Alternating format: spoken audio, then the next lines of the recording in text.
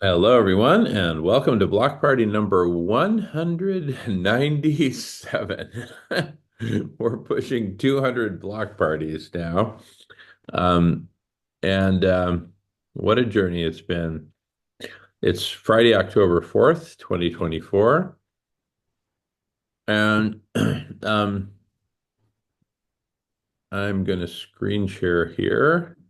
So, as most of you know, all of the living cells of a tree are very close to the um, interface between the bark and the outer wood. Specifically, you've got the cambium cell layer, the living phloem, and I looked up on the internet and found that typically of the sapwood layer, about 10% of the cells within the sapwood layer are alive. The rest are dead, and the heartwood is all dead wood, but still structurally quite strong, of course. And so the analogy I'm making here is think of the section of a tree as being the internet.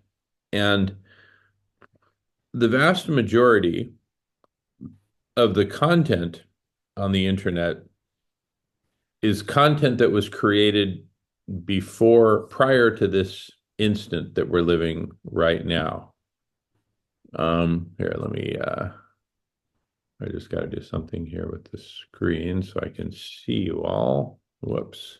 Okay, here we go. All right. Um, okay.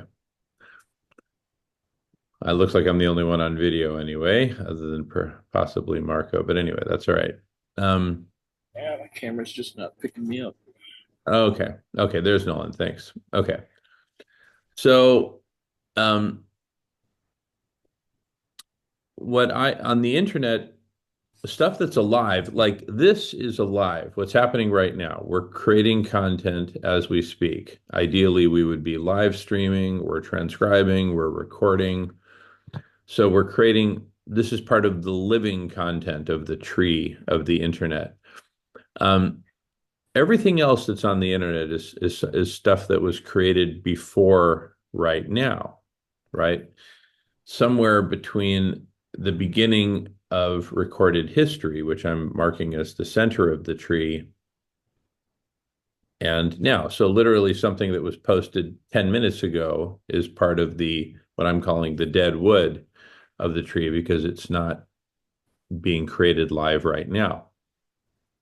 Um, and my my understanding is that all of AI um, and anything that's like scouring the internet for information, it's basically scouring and indexing the dead wood because we haven't gotten to the point where we're incorporating material like this that's living uh, created material at the very surface of the wood that hasn't, we haven't figured out or we haven't simply taken the trouble to index stuff essentially in real time.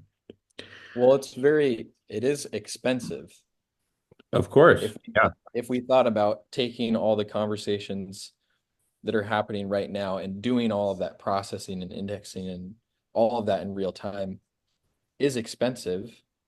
Um, and one of the concerns here, not to derail you too much, but is just like we only have so many computers. We have a lot of computers, but it's still like a limited amount. And so we're still building the infrastructure to support this like now centered internet. Just Right. throwing that in. Yeah, yeah, yeah, yeah. That's totally valid, fair and valid points, Nolan. Thank you. Now I'm going to an extreme when I say indexing in real time, because yeah, that is expensive. That would be expensive. Um,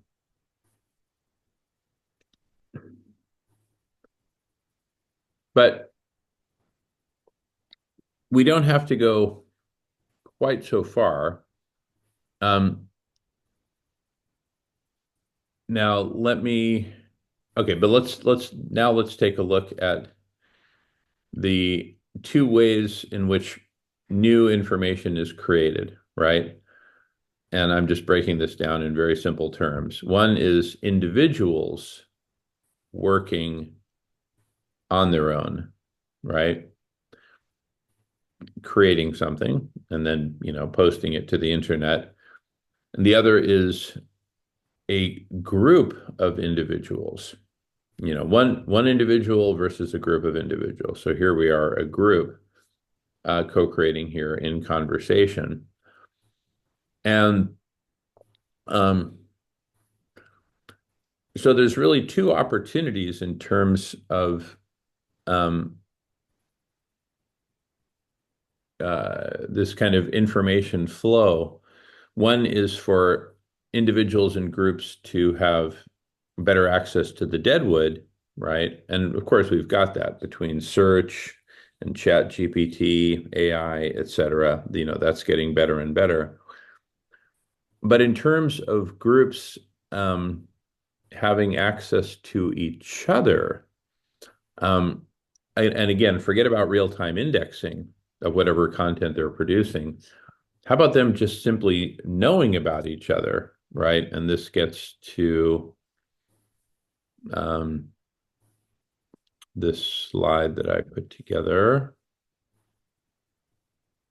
of, for example, this one vision of the interface for Snack Bar is being able to show the different conversations that are happening on Snack Bar in real time as uh, live video streams that you're kind of browsing through. At first, you're just looking at the titles of the conversations and the live video streams in, I wouldn't exactly say thumbnail form, but, um, a number of rectangles like this. And let's say there's several dozen conversations happening. You could scroll up and down.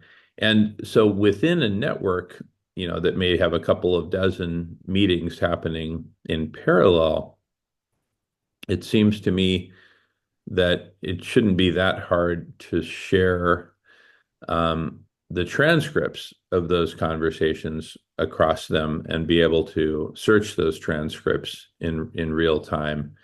So, rather than full on indexing, like say a la Google, at least network by network, these conversations would be able to, share their transcripts.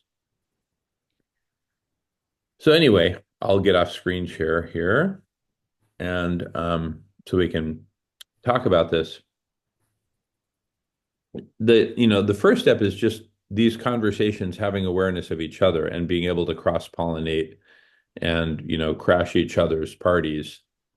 That's long been our vision for collective human superintelligence is a network of conversations, or now we're talking a network of networks, where a snack bar is one network and there's myriad other networks.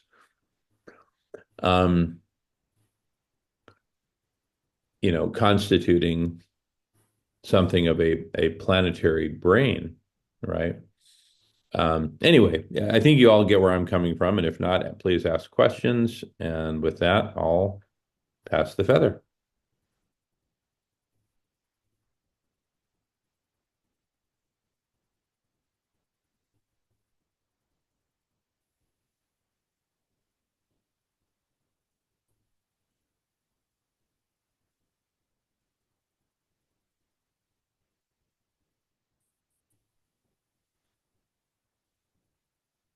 Well, I really like the idea that um, if we would talk about the conversation as the the set of all the conversations that are being hosted online, then I like the idea that that conversation is the load of that conversation is distributed. Um, yeah, I think that's very, very important. And a lot of people in like the blockchain technology, which is really popular now, are very much along that line of thinking of distributed uh, community, distributed computation, distributed money. You don't need a central bank to manage your money. This is our money. We bought into this. We all believe in one another and value one another as a network is the basic idea. And it well,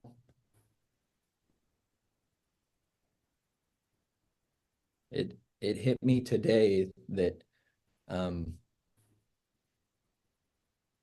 that I need to try to actually put the declaration on the blockchain like as soon as possible. Um, and I need some help simplifying it. Um, because it's kind of like alien space language at this point. Um, it's just too much. Kind of like what we're talking about earlier. And but the beautiful thing about like all of this is just like how much is flowering, even right now, flowering out of uh this network of conversations that we're talking about. Like, and you can see it in real time. Like uh you can see how we're progressing as a civilization. And I think a lot of people are that's waking up a lot of people. I would like to think. I would like to think. Um, and I think it is very, very important that you what you brought up about the deadwood, because uh, I think one of the responsibilities of very influential content creators today is they're processing a lot of history for a lot of people. They're getting people awake and up to date on humanity's position, essentially, and they do it from their own angle, um, their own like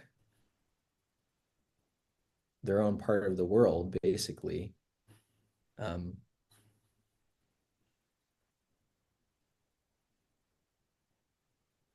and I'm not really sure where I'm going with that, to be honest.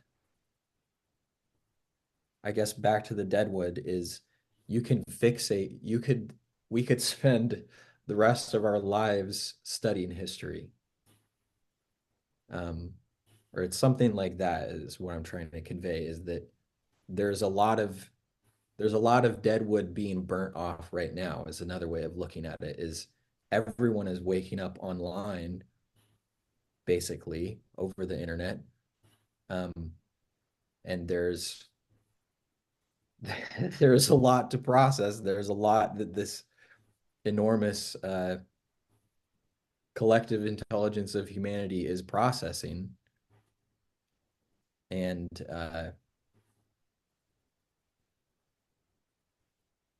well, I think where we are currently in the moment is when we look back, it will be very obvious that the orientation around the moment and around conversations, it will be like painfully obvious looking back.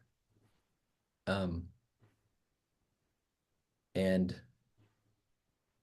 I think a lot of people are working towards that right now, kind of what you described. They're working toward that, um, and they're working with uh,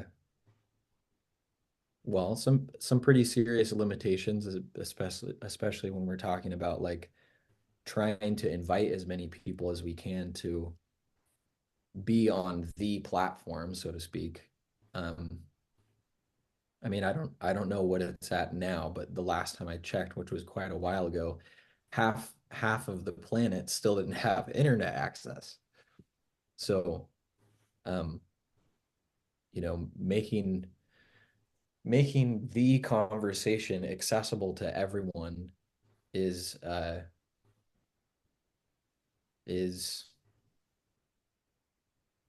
very big mission um, that a lot of people are unofficially on right now, so to speak. And welcome, Lynn. Welcome, Lynn. How you doing there, sister?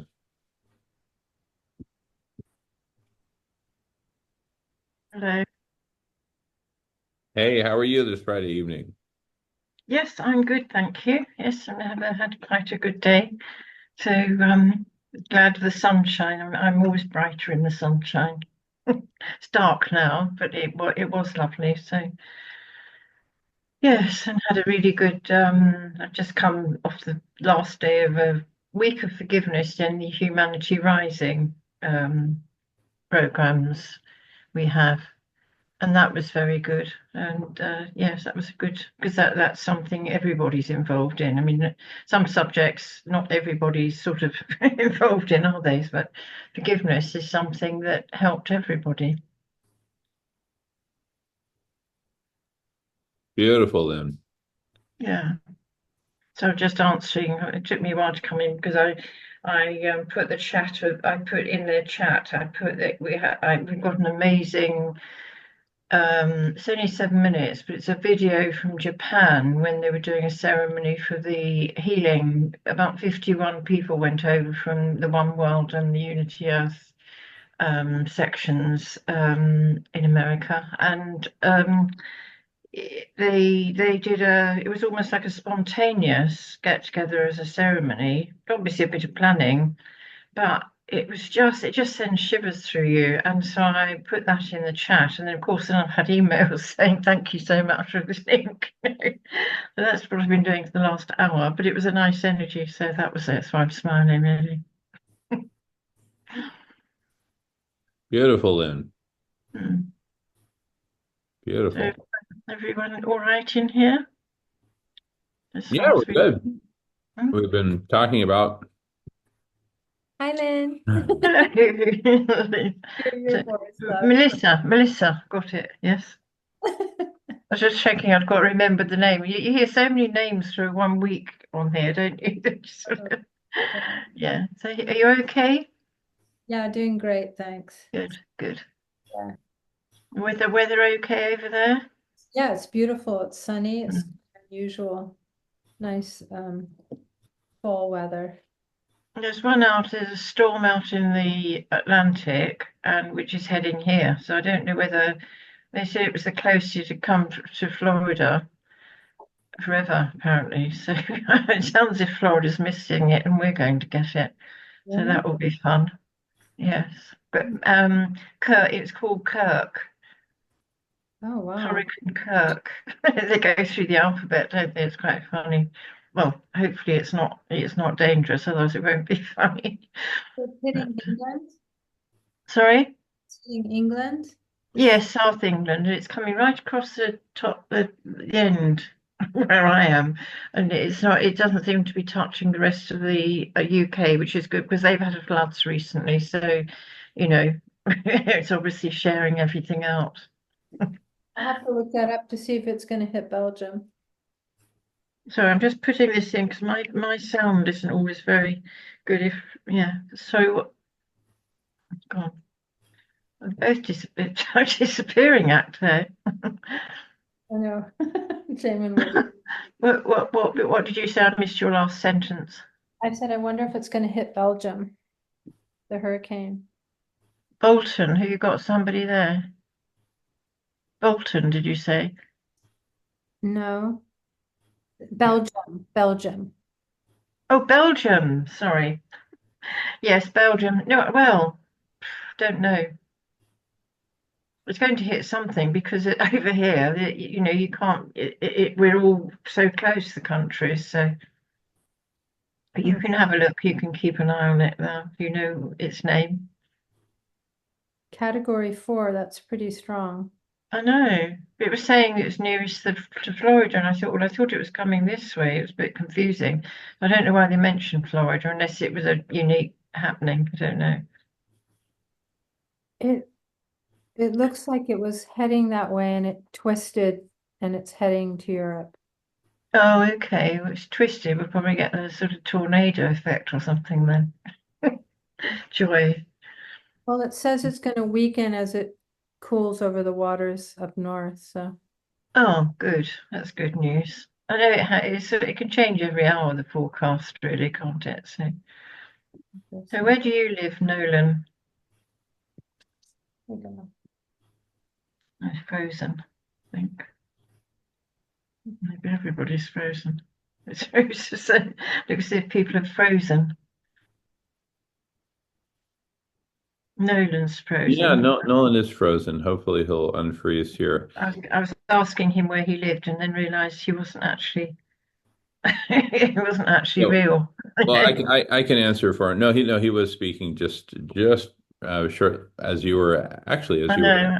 Yeah, yeah. I came in and interrupted everything. Yeah. So where does he live? Oh, no, nothing of the sort. It's okay, But I'm joking. actually, but anyway, Nolan is in the state of Washington. Oh, okay. Yeah, yeah. So we've hung out in person quite a bit. Um, Hmm. and Washington DC or Washington State? Washington State. Yeah, Okay. Yeah. yeah. And anyway, I'm sure he'll be back. Hopefully, that was just an internet hiccup. Yep. Oh, Yes. Heart Space entered the waiting room. Let's see who Heart And Space. that's Brett. Oh, is that Brett? Okay, awesome. And meanwhile, Nice. uh, James had his hand up a moment ago, um, for a bit. So James, feel free to chime in.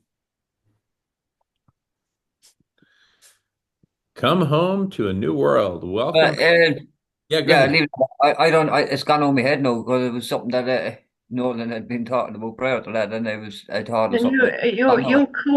you're Cork, James, aren't you? Yeah, Cork City. Yeah. Because we were talking about the storm just now. I don't know whether you were frozen or whether you heard. Like, we were talking about a storm called Kirk.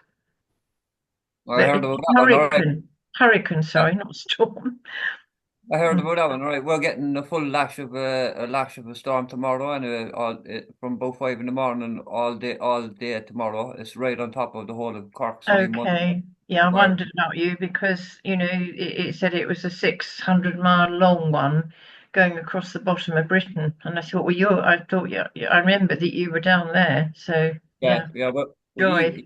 England got it last week and the flooding and everything. We're getting it this Munster is getting it this tomorrow. We're Well, going to I get know, but it's right over the south of England where I am as well, your storm. yeah, but it's coming Coming. in. There's another one coming in from the Atlantic right behind. It's right on Yeah. top of us now. It's actually Mm, raining now at the moment, and even though it's quite warm, it's 15 degrees now Celsius mm. in, Well, I'm in remembering October. this.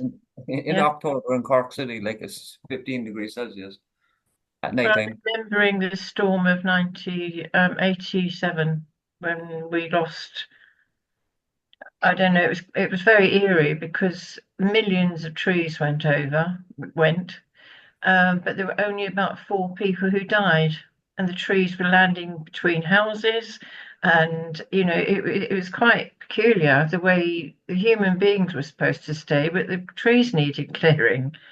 Hmm.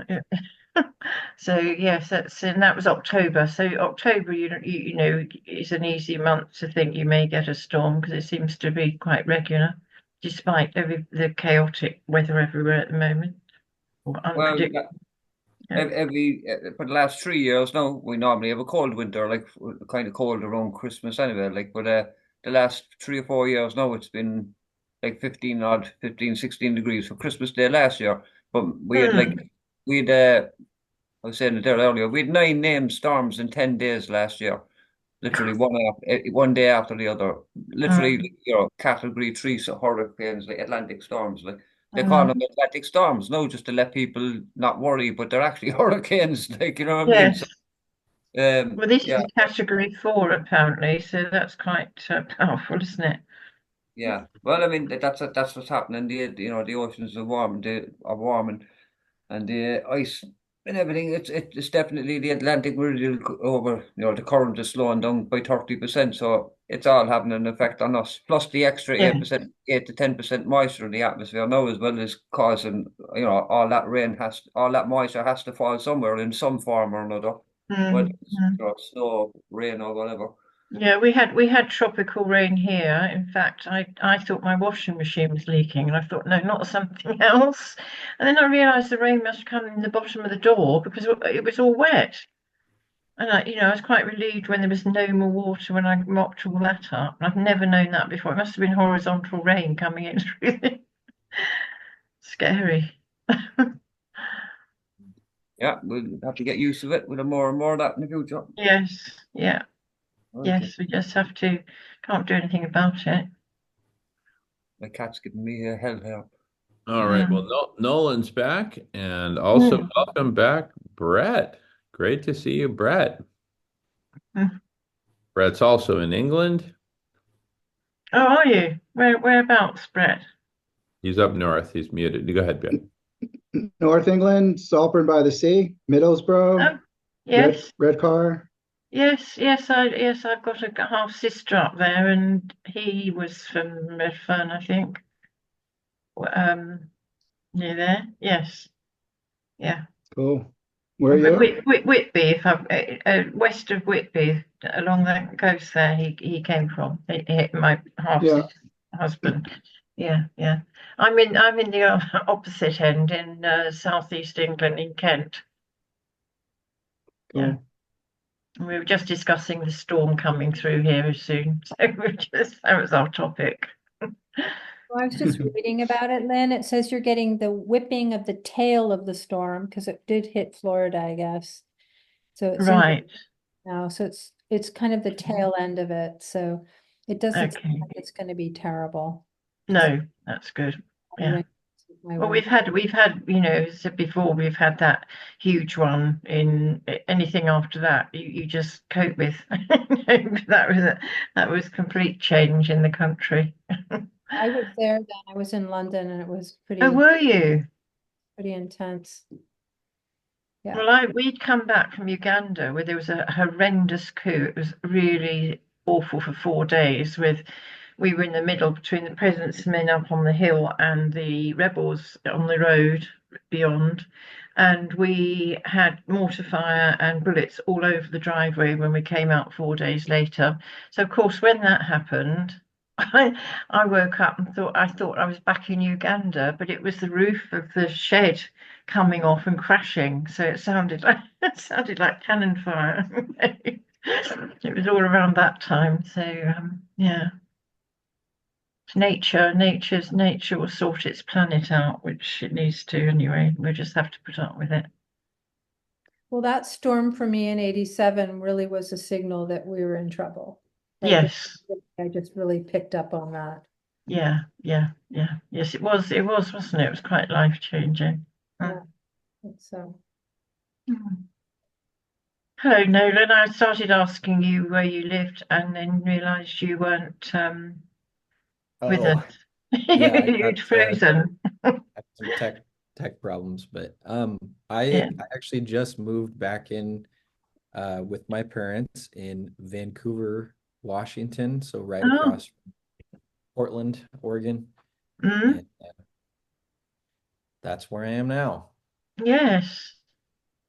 Is that for a sabbatical or until you decide to move something? Um, I I am not quite sure yet. Okay, Yeah, I've got some work to do here for sure. right. Yeah. Brett, it's been a long time, and your background is amazing. It has I, been a long time. Thank you. We'll have to watch it with sound at some point. It's a little 2-minute proof of concept for my late night show that I want to make. cool, cool. Yeah, I I got love 2 minutes that. now. Oh, go ahead. Sorry, I was just saying I got 2 minutes now. If you want to show it, Brett, 2 minutes you were saying. Oh, well, I'll wait until it's appropriate, or if everyone's yeah, fine. It's just short and fun. It's whatever. Yeah, yeah. Bring it. I'll go find. Let me go find the link. Yeah. Okay. Marco, if you're available to allow screen sharing or whatever. Yeah. Okay. Marco will do the honors. Can't do. It's all set. Okay. Yeah, you can screen share, Brett. My Hello, Marco. my organizational methods are failing me. It's like it should be at my fingertips, and now I've got to go find which folder or which bookmark list. I can't believe it. I think it's a good sign. I've now got so many links that I can't control it. He's so excited and he just can't hide it. Brett's about to lose control. Yeah. He thinks he likes it. No, we think Jamin likes it. Come on. We know Jamin likes it. Where are you, Brett? Are you in England? You guys in England? I'm in North England, an hour from Newcastle Airport, like south, I guess. An hour, yeah, 20 minutes north of Whitby, by the way, Lynn. So yeah, we're like a 20-minute drive, I guess, north on the coast, up past Whitby, north, yeah. Yeah, so that's further away than I was thinking of, yes. It's like Whitby Island, actually. I wonder, is it spelled the same way? There's a Whitby 20, it's a D or a B or something like that. Well, there's Whit. Hidbey, where we live. Okay, And yeah. how's it spelled where you are? I don't know, actually. Maybe Whitby or something. Yes, that's Whitby on the north coast of Yorkshire. Yeah. Yeah. So are you in Yorkshire then? Yeah, it's considered Yorkshire, yeah. Yeah.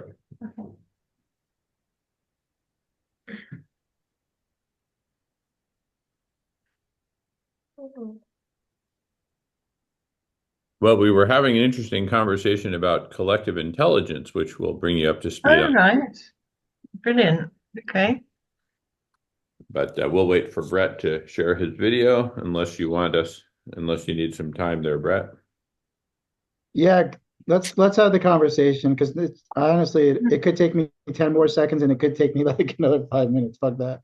So let's jump in. Okay, very good. So I've made sort of a visual analogy, which I'll screen share here, Right.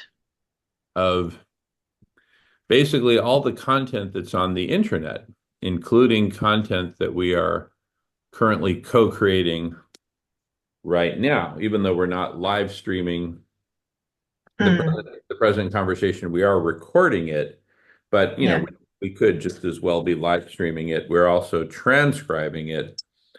And so the analogy that makes sense to me, and we may have talked about this before, even years past, but is the analogy of a tree and the cells in a tree.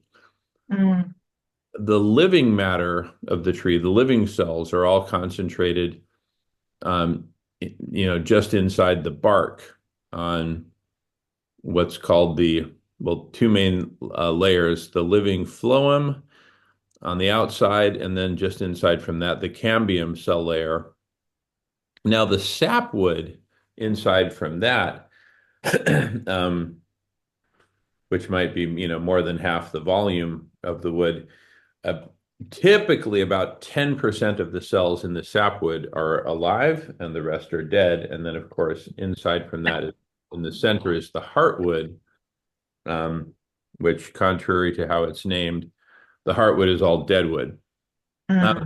So the analogy I make here is that the vast majority of the information in the internet or on the internet is dead in the sense that it's not being created right now. See, right, what's happening literally right here, right now in this Zoom room is a living cell of information exchange and co-creation, because it's changing, it's growing, it's happening right here, right now.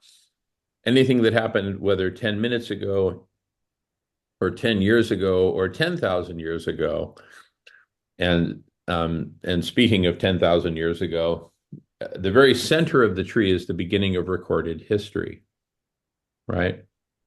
And then on outward from there. But it's all dead wood up to what's literally happening right now. Mm. And so there's all this talk and excitement about AI, which fundamentally it's looking backward at all the dead wood and scouring it and making sense of it and pattern matching and all this great stuff. And that's all super cool. I mean, all of Google search is searching through the dead wood. But in terms of collective human intelligence, and I remember a little like postcard size note that was on the refrigerator of my dad's best friend growing up in California. We'd go over to his home pretty frequently on weekends and hang out. And he had a note there that said, to hell with the future, let's get on with the past. So that always stuck in my head. And that seems to be, what we're doing without saying it, is we're in, Google has indexed all of the past deadwood on the internet. But what about the present? And of course, what about the future? Well, let's start with the present. The present consists of, where you see now those three bands, just because there's three portions of cells there making up the live wood. But now, of course, is an instant. It's not a period of time. Mm. But in terms of what's being co-created right now, we can basically break it down into two groups. There's what's being co-created by individuals working alone, right, at their desk or in their laboratory or out on a jog, recording something or whatever, but individuals working alone. And then the other portion is people working together in groups like we are right now. And now, whether groups or individuals, we're all able to access the deadwood thanks to Google and thanks now to ChatGPT and other forms of AI. So we're able to very efficiently scour the past, but the big opportunity that we're focused on, this evening in the block party, and that we've been focused on block and recent block parties, is how do we achieve collective human superintelligence, or you could make the acronym CHISI out of those letters, CHSI, collective human superintelligence. How do we achieve collective human superintelligence as a combination of the dead wood and the living now wood cells of the vast network or network of conversations, right? Did James drop off? I think he might have accidentally dropped off. I'm sure he'll be back. Well, he has got a storm about to hit there, so. Oh, I didn't know that it was going to hit this evening. I thought that was. Well, I think that's what he said. Yes. Okay, but anyway, hopefully James will be back. But our whole thesis is that that all the conversations that are happening, like on Zoom, there is no directory of Zoom conversations to which everyone is invited and anyone can join, like the block party, right? Mm-hmm. There is no directory of block parties and other conversations that people can join. That simply doesn't exist. If it did exist, then one of the things that we've dreamed about doing is creating a sort of interface like this for Snack Bar, which is the next of conversations we're going to be co-creating, which is an interface where you can see live streams of the conversations that are currently happening. And you can browse through. Imagine you scroll down and there are dozens or hundreds of conversations currently being live streamed that anyone can join, right? And so you browse through. Of course, you can apply search, keyword search, or you can browse by major topic grouping. Here's a list of major topic groupings that Melissa and I brainstormed the other day. Just to give an example of some important ones. So whether you browse, whether you search, you're able to filter down and then skim through the different conversations, and you can get quite a bit of information just by looking visually without even listening to the sound. You see the title, what are they talking about? You see the faces, you see the expressions on the faces. You just get a feel for the energy of the room. And then you see in the lower left of each of these rectangles, there is an icon for a speaker with a line through it, meaning that there's no sound coming out of these, sparing you the cacophony of sound of multiple different rooms blaring away at once. But you could click on that icon and then turn on the sound and listen in. And there's a lot of advantages to that. We think one of the reasons that you don't have a lot of cross-pollination across different Zoom, transformational Zoom conversations is that people have a certain trepidation to jumping into some Zoom room that they don't know what they're getting into, and they don't want to be rude and just pop in and say, "Oh, this isn't that really interesting to me, so bye everyone." People are afraid of doing that for understandable reason. And part of the whole idea, actually, of Snack Bar, and again, I'll put the acronym here up on the screen, Social Network of Actual Conversations. Part of the idea of Snack Bar is that we actually encourage people to snack around. So we sort of instigate a little cultural revolution of sorts where we say, look, not only is it acceptable to snack around and cross-pollinate across different conversations, but it's actually encouraged, right? Please snack around, right? Please cross-pollinate, pop around, pop in, pop out. I mean, we've always said here on the block party, come and go as you please. And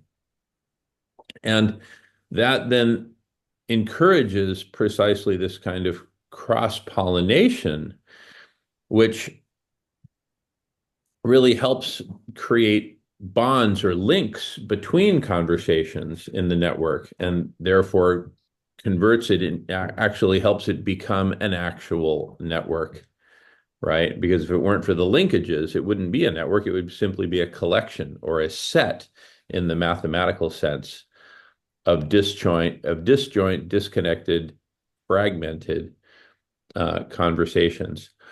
And so of all the transformational conversations that are happening out there in the Zoomosphere, the vast majority of these conversations are very, very isolated from each other, right? The exception is, clusters of conversations that are part of, a network. And that gets us back to the thesis of Snack Bar, a social network of actual conversations. What is it? Well, it's a network of conversations. It's but one network of conversations. There are many, and there will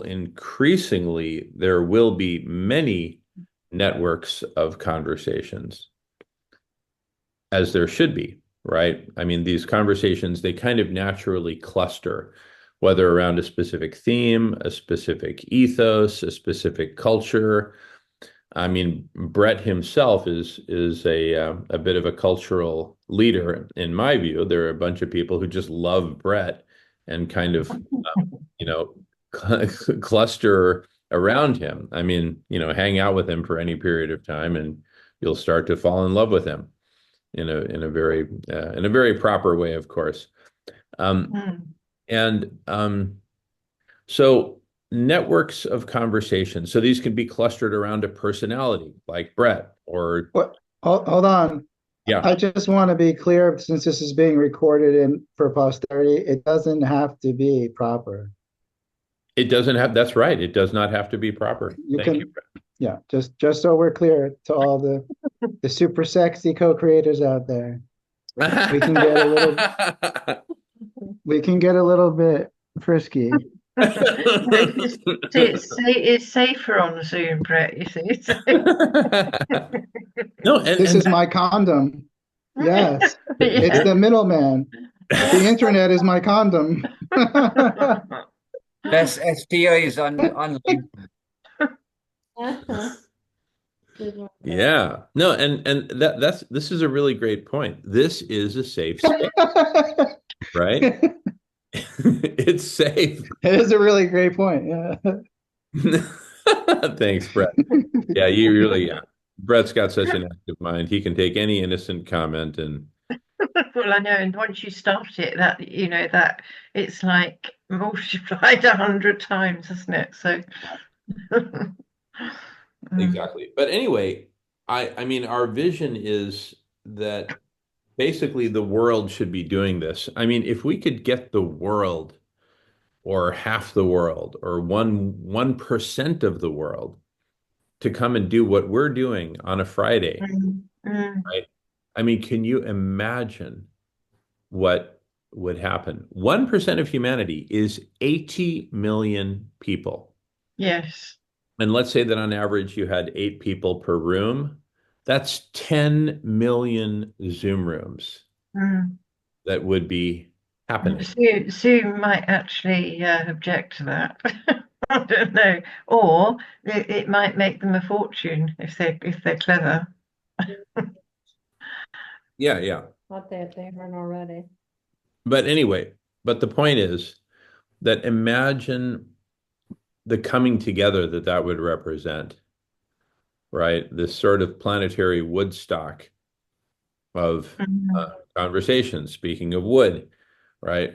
It would just be incredible. I mean, 10 million conversations happening in parallel, the breadth of topics that span, the depth of topics that would facilitate, and then of course the cross-pollination.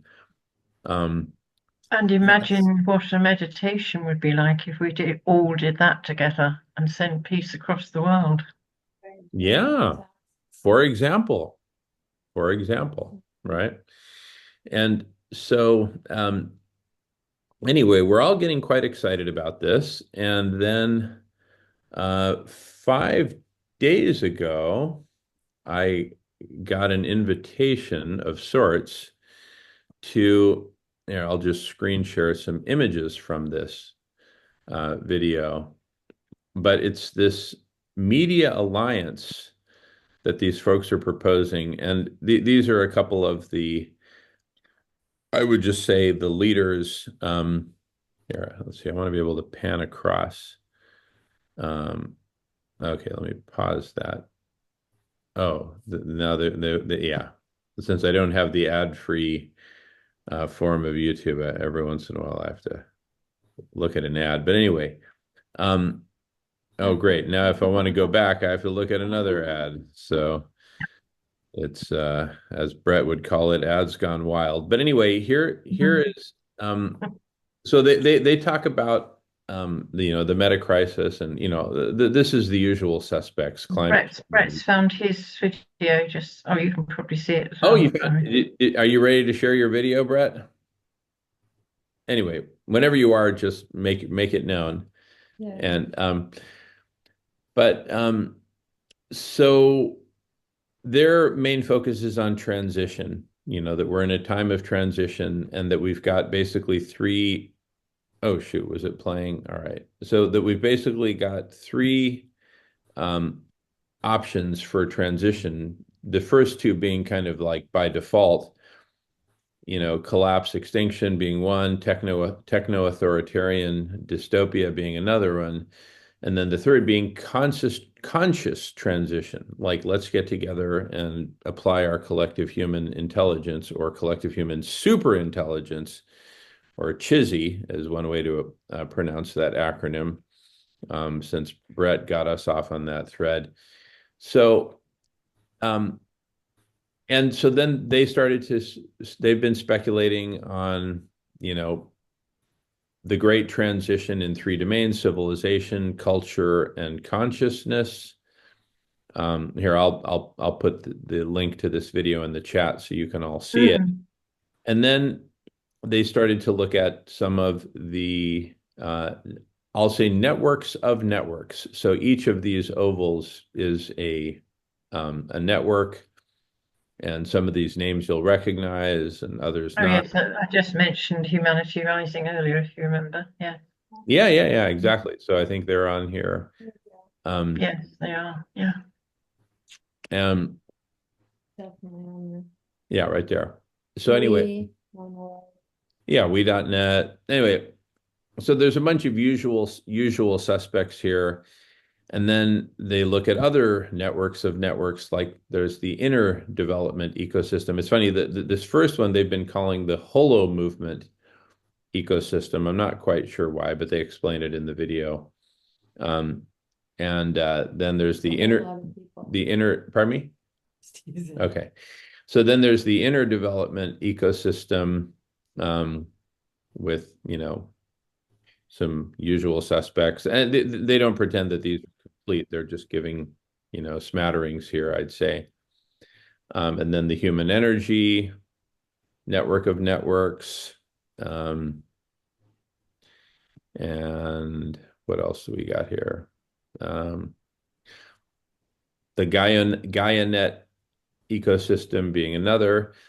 But anyway, the point is they've got all these networks of networks that they've identified, and they're basically saying, look, each of these networks, okay, forget about network of networks for a moment. Each of these ovals, each of these networks is not breaking through. None of us are breaking through to the rest of the world. We're all kind of in these insular little bubbles, which has been our thesis for quite some time.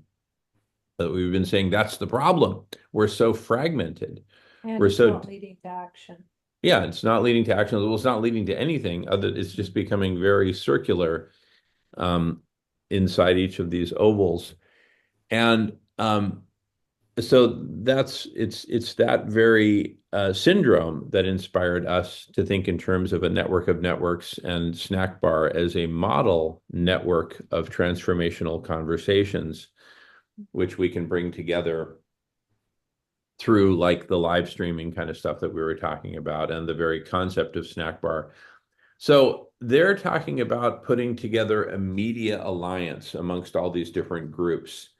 And they've, since they recognize that they're only in contact with a fraction of the groups that are out there, they've asked to put out a call for people to introduce them to other groups.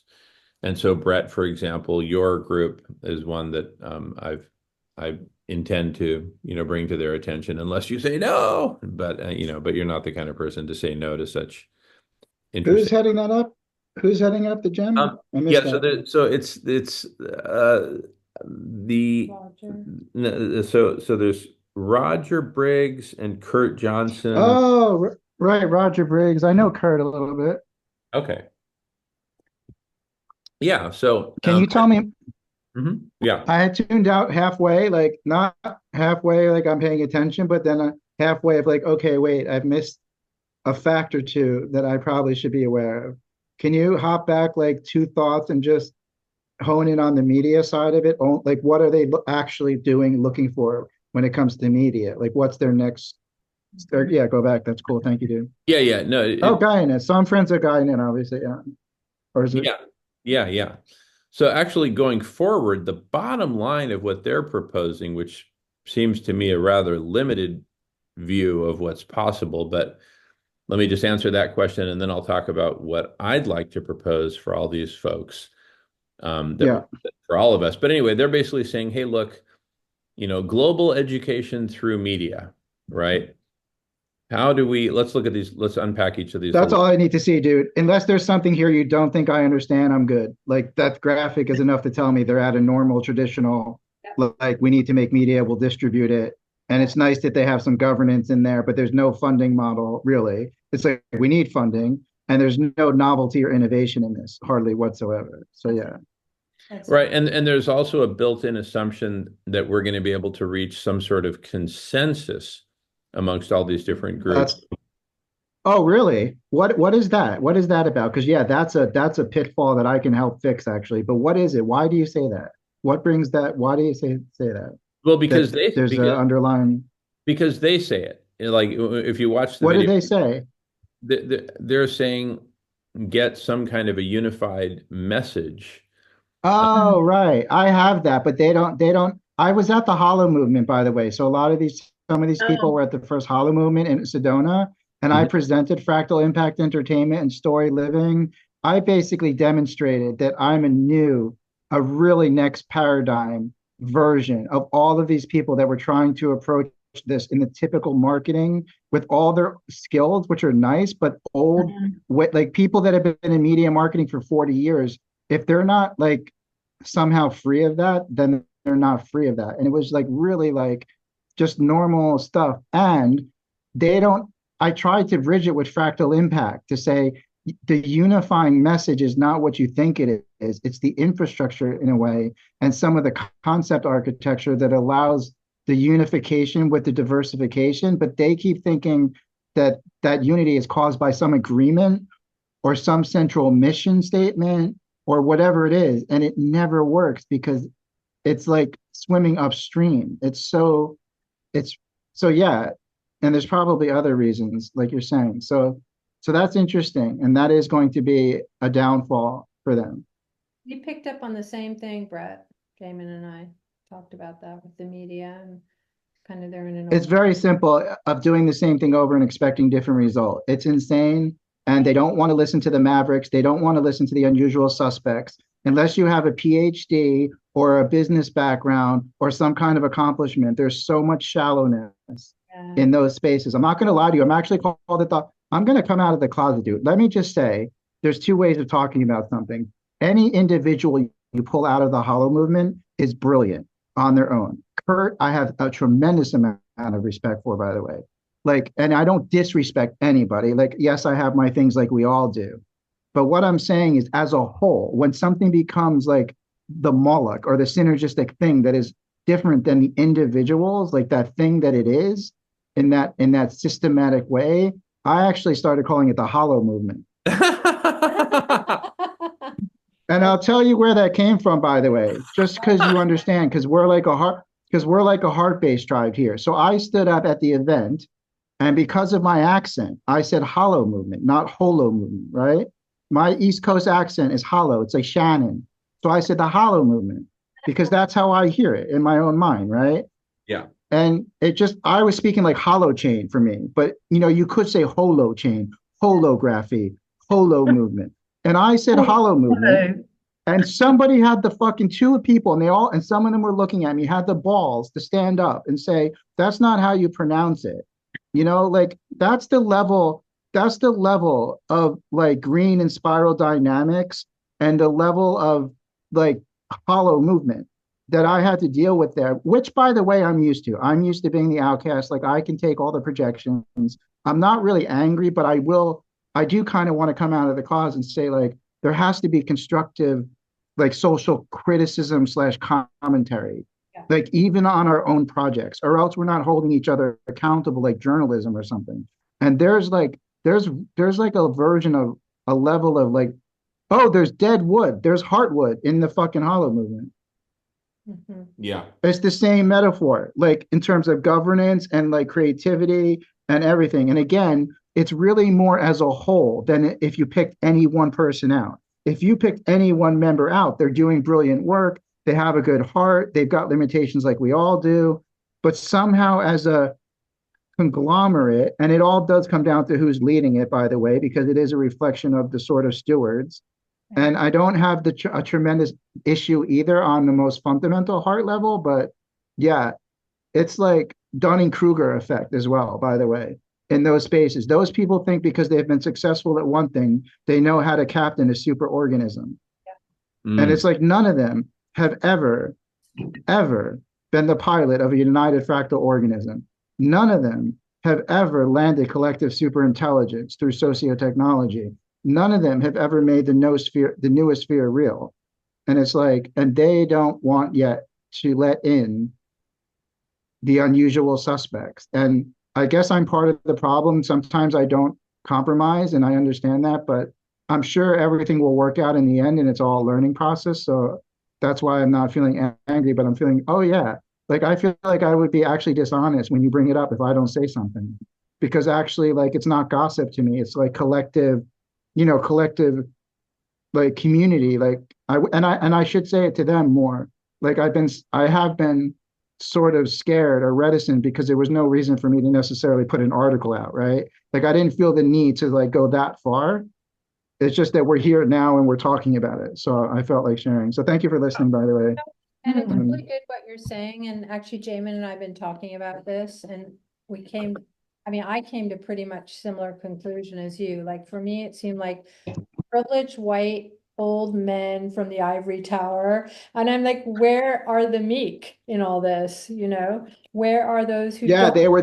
they were there being perceived as somebody with a mental illness just because I have a background and because I went through the fire of all that. And because I lived, they think we live in poverty consciousness because I took a risk to live in the world that I want to live in.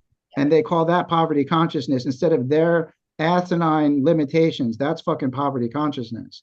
Like, so 100% that white male privilege, and I know it to a degree because I'm white male, but I never did the corporate thing. So I don't have an ounce of, like, my whole mission was to become divine masculine and benevolent, philanthropy, like manager of things, not a dictator. So it's very difficult for me to be around like men like that who talk about like the new man and all that, but really they default so quickly to like the judgment, and it's like I don't really blame them. It's kind of like they're just not able yet to open their heart enough to and their mind to receive what they say they're looking for, which is the most disappointing thing. They say they're looking for people like us, and they kind of get blown away by the presentation or the talk, but then they can't step in and nourish it like a good parents would and grandparents and a family would. They don't treat you like that. It kind of becomes the boardroom kind of thing again. Like I'm the guy with the money and I'm the and they don't know how to share in a way. It's almost like they don't know how to share. Interesting. Again, speaking like generally, not any, like it's not fair to say any one person, but everyone there has these pieces of this, and I've got my own problems, obviously. Well, you can look at it as a model, and it's funny because I said the same thing that you said. I said to Jamin about the quote from Einstein. Was it Einstein? Like to solve a problem with the same thing that got you there is like insane. They don't have a clue what the other thing is. It's like tier 1 in spiral dynamics to tier 2. There's a jump according to the guy who created the spiral dynamics, like green, yellow, like that thing. If you've ever heard of what's his name, Don Beck, and Ken Wilber's used it before, but they make this distinguishment between tier 1 and tier 2, and it's like a quantum leap. Barbara Marx Hubbard used to say we have to make this quantum leap. So they're all aware of it because they're all cognitively, intellectually brilliant, and they've all had peak experiences of enlightenment and spirituality and oneness. So they're able to taste it. But when you put it on the plate and put it right under their nose, the irony of that is very painful for me as someone who's only asking to give my gifts, really. Like I'm asking to not be made into an entrepreneur. Don't tell me to go make a business plan. Just give me some money that you have and give me the skills you have, and I will take care of the rest. Like I'm here to be the greatest philanthropist that ever lived. Everyone can stop trying to find funding.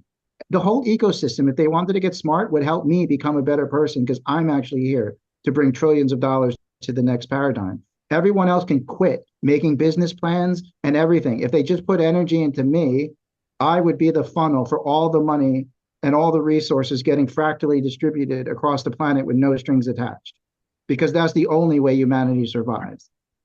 No strings attached sharing, in my opinion.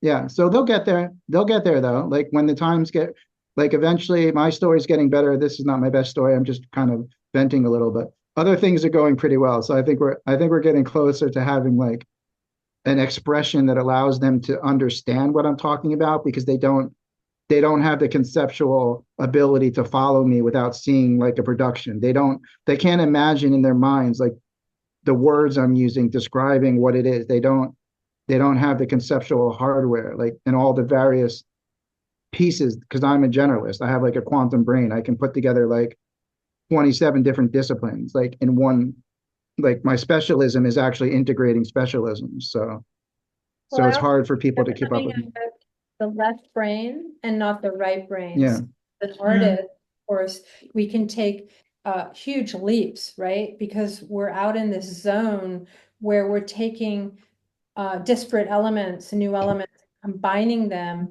to create something new. And Yeah. that's the beauty of using the right brain, right? And having that I'm going to say courage, right? Courage and audacity Nice. and sense of Favorite. ability to be able to do that.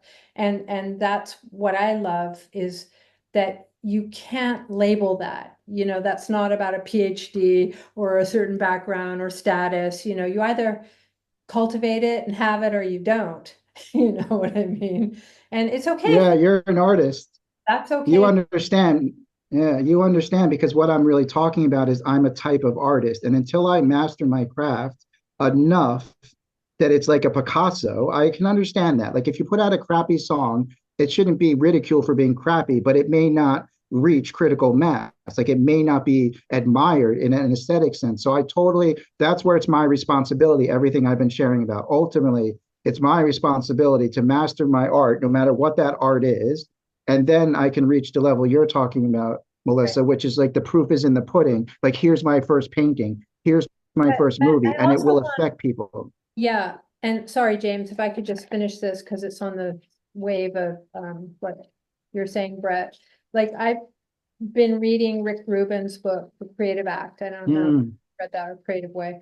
And he says to be successful in your endeavors as an artist is not to be able to draw better than everyone else or paint better than everyone else. It's really to share your particular individual perspective. And I really love that because that, you know, how we've gotten into this culture of performance, perfectionism, you know, which kind of kills things actually, because things are, I find, more beautiful when they're not perfect, right? Because there's the soul content in there. And the other thing I want to mention, which you just reminded me of, when you talk about the individual as opposed to collectivity, I saw an interview of an African therapist. He was educated, I believe, in England, but he went and interviewed Yoruba healers, medicine men. And he said that they were not interested in the individual. They saw the individual as a village. And I thought that was really interesting. So there's not this separation of the individual from the lineage and the community. Like health comes from that non-separation, that connection. And that's why I love this idea of collective intelligence, because we don't see ourselves as separate from anymore. Like we're all, like, I love the idea of fractals because nothing is separate, right? It's all like Indra's net. Everything is connected. And yet there is also the individual expression. That's the paradox. Yeah. Thank you. Which has been the problem of the new paradigm, because if you go too far into the collective, people lose their sense of their own dreams. And we cannot compromise the individual expression for the sake of the collective. That's wrong. Sorry, that's not unity. Yeah. Unity is all, like Bucky said, make the world work for 100% of humanity. Most people think that's impossible, but I dare them to have the conversation with me because I will bust every assumption and every presumption they make of why the world can't work for 100% of humanity. Because it's like you said, Lynn, I've got an answer to everything. And I don't mean in a bratty way. I mean, if you have curiosity and you have innovation and you have co-creation, if you have a team effort, then nothing is impossible. You can move mountains. Right. So if somebody said like, well, how does it work for the person over here who's doing this? I'm like, oh, well, have you ever thought about this? Have you realized once we have no money and we have like a world where everything is available, that won't be a problem? Like people don't think about this stuff. They make assumptions because it's been sold to us that we can't have a utopia. I don't even back down from the word utopia. I actually believe striving for utopia is utopia. Interesting. There's no destination of utopia. It's the commitment to go and get utopia and make it happen, that you have the experience of what it feels like. Even if it doesn't always reflect outside, it's the feeling you have. And that's utopia, actually. That is actually utopia. Like, because nothing will ever be perfect. You'll never get out of the drama of life. People die. You lose girlfriends and boyfriends. Like you don't always reach your goals. Like if we think we're going to eradicate that, good luck with the transhumanists, eradicating the human experience, right? Hey, Go ahead, Lynn. Sorry. It's getting them to connect with their heart. That's the first job. Because if they're in their heads, they're living in fear. right. Yeah. Sorry, James, we sort of that's just Yeah, go ahead, James. Equal conversation. Sorry. Yeah, I agree. I agree with everything Brett said there. Anyway, I actually, funny enough, it's kind of coincidental, like our synchronicity. Like again, though, we were actually having a similar vein of conversation, but it was not in relation to what Jamin was showing with the groups and what you were saying. I like that hollow movement phrase as well. Because it is hollow movement, because that's exactly what I was talking about earlier on, was that for 4.5 years when we're going to all of these different groups out there, we've been to them all at one stage or another, interacted with them all at one stage or another, and they're lovely people and all, I agree with you, and each different group and everything has something really good to offer, and that's I 100% agree with that, and I enjoyed a lot of the conversations and interesting people that I met in them, but the thing is that, yeah, you'll come away from the meetings feeling all nice and warm and everything, but nothing's been done. And that's what I was saying earlier. Like, there's nothing literally been done in regards to the poly crisis that we're facing or anything else. And like, I'm glad you said there, no, as well, like that you brought up that that's not going to work. And it's a hollow. We've been you know a lot of those groups there yourself, like, and you see the why it won't work, because they're not willing to. They're saying they're looking for a certain thing, and when they get these people in front of them, they're not willing. They can't even comprehend what it is they're hearing from them half of the time. Anyway, now that's where we were having a similar conversation earlier in relation to another person that comes here as well, and he's thinking about leaving us, and I hope he don't, because he's another, as far as I said to Jamin when he first came into the room. Here's your golden nugget here now as well, another golden nugget.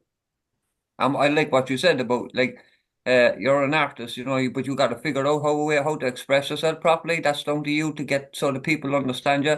Well, this guy is very much the same, and that's what I've been saying earlier, is that he hasn't yet been able to figure out how to describe what it is, that thing that he has, the essence that he has. That's another vital ingredient. It's not the thing; it's a vital ingredient in all of this coming together and working.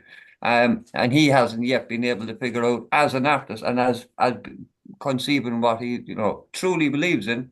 He still can't get it across to people without he goes over their heads. Or even if you're trying to keep up with him, then he confuses the issue with religious, bringing a religious aspect into it as well. So he needs to work on how to get his, that message, his message across, or his art across. We also, and that's what I was saying as well earlier, we also, and that I agree with you, have to learn to nurture that. We need to learn to nurture these people that are coming in, and that's the downfall of these other hollow movements, is because they're not nurturing the people that come to them that they say they need, because they don't give them the time to understand them. As you said, if what you say goes over their heads, they actually get intimidated by that, or even kind of think, oh, hang on, this guy could actually take over my place. The ego comes into it and everything else, like, and they're getting more attention to me, kind of a thing, or whatever. I don't know, man. But that's their downfall, like. And I truly believe, like, that what Jamin is showing me there, and has shown there last week as well. What this, these, I'm not knocking Curtin or the rest of them over anything. I'm not. But what I'm saying is that for the last 4.5 years, Jamin, as we interacted with each and every one of those groups, your message consistently has been about getting together and forming a network of networks. And I think over the last and you've had falling out with a number of these, one or two in these one of these groups as well. But your message still stayed with them, and I believe that that's the essence of your message. Is what they're trying to do now. They finally see the sense to what you were going on for 4.5 years about. They're coming about it now from their way, but Brett sees the fact that it's hollow because they're not willing to go that step. They're not willing to nurture the likes of Brett or the likes of Mark McCormack or the likes of Aaron. You know what I mean? That's the problem. We need to be able to recognize the golden nuggets that come in front of us, nurture them, and give them the breathing space to be able to do what we need to do. And that's their downfall. That's why they're the Hollow. And they need to face up to the fact that they can't just have lovey-dovey conversations and everyone go away feeling nice. In order to solve problems, we need to have confrontational conversations about a lot of shit. And that means getting people's noses bent out of shape because it's tough talk, because this is a tough world. It's as simple as that. Passing the feather. Awesome, thanks, man.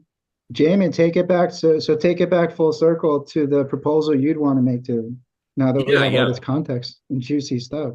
Yeah. So to quote the great Canadian philosopher McLuhan, was it Marshall McLuhan? Anyway, he's the guy who coined the term, the medium is the message, right? So if you go back to that last slide we were looking at from their presentation, it's all this media.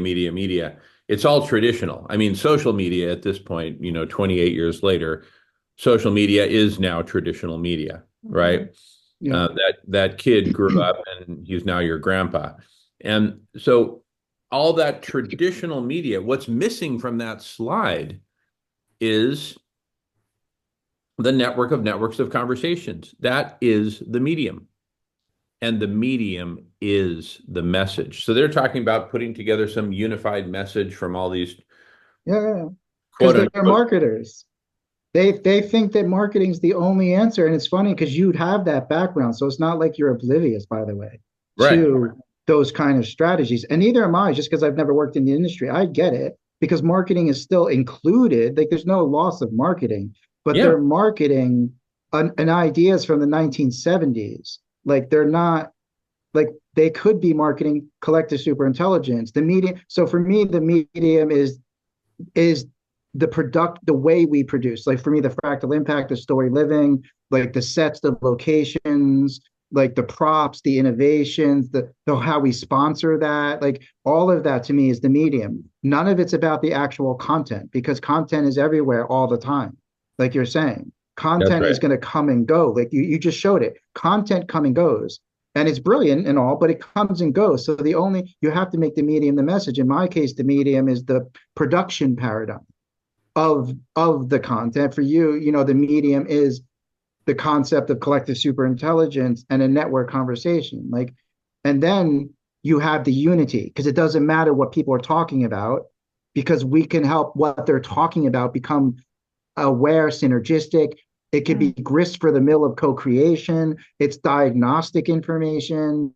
Like, it has all of these benefits that they're happy to say, oh yeah, that's great, put it in a deck and it's all good. So I would be quite interested to see what dent you could make, Jamin, because you obviously have a much better affect than I do, like, and much more diplomatic than I am.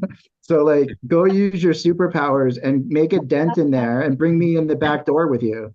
Yeah. Good one.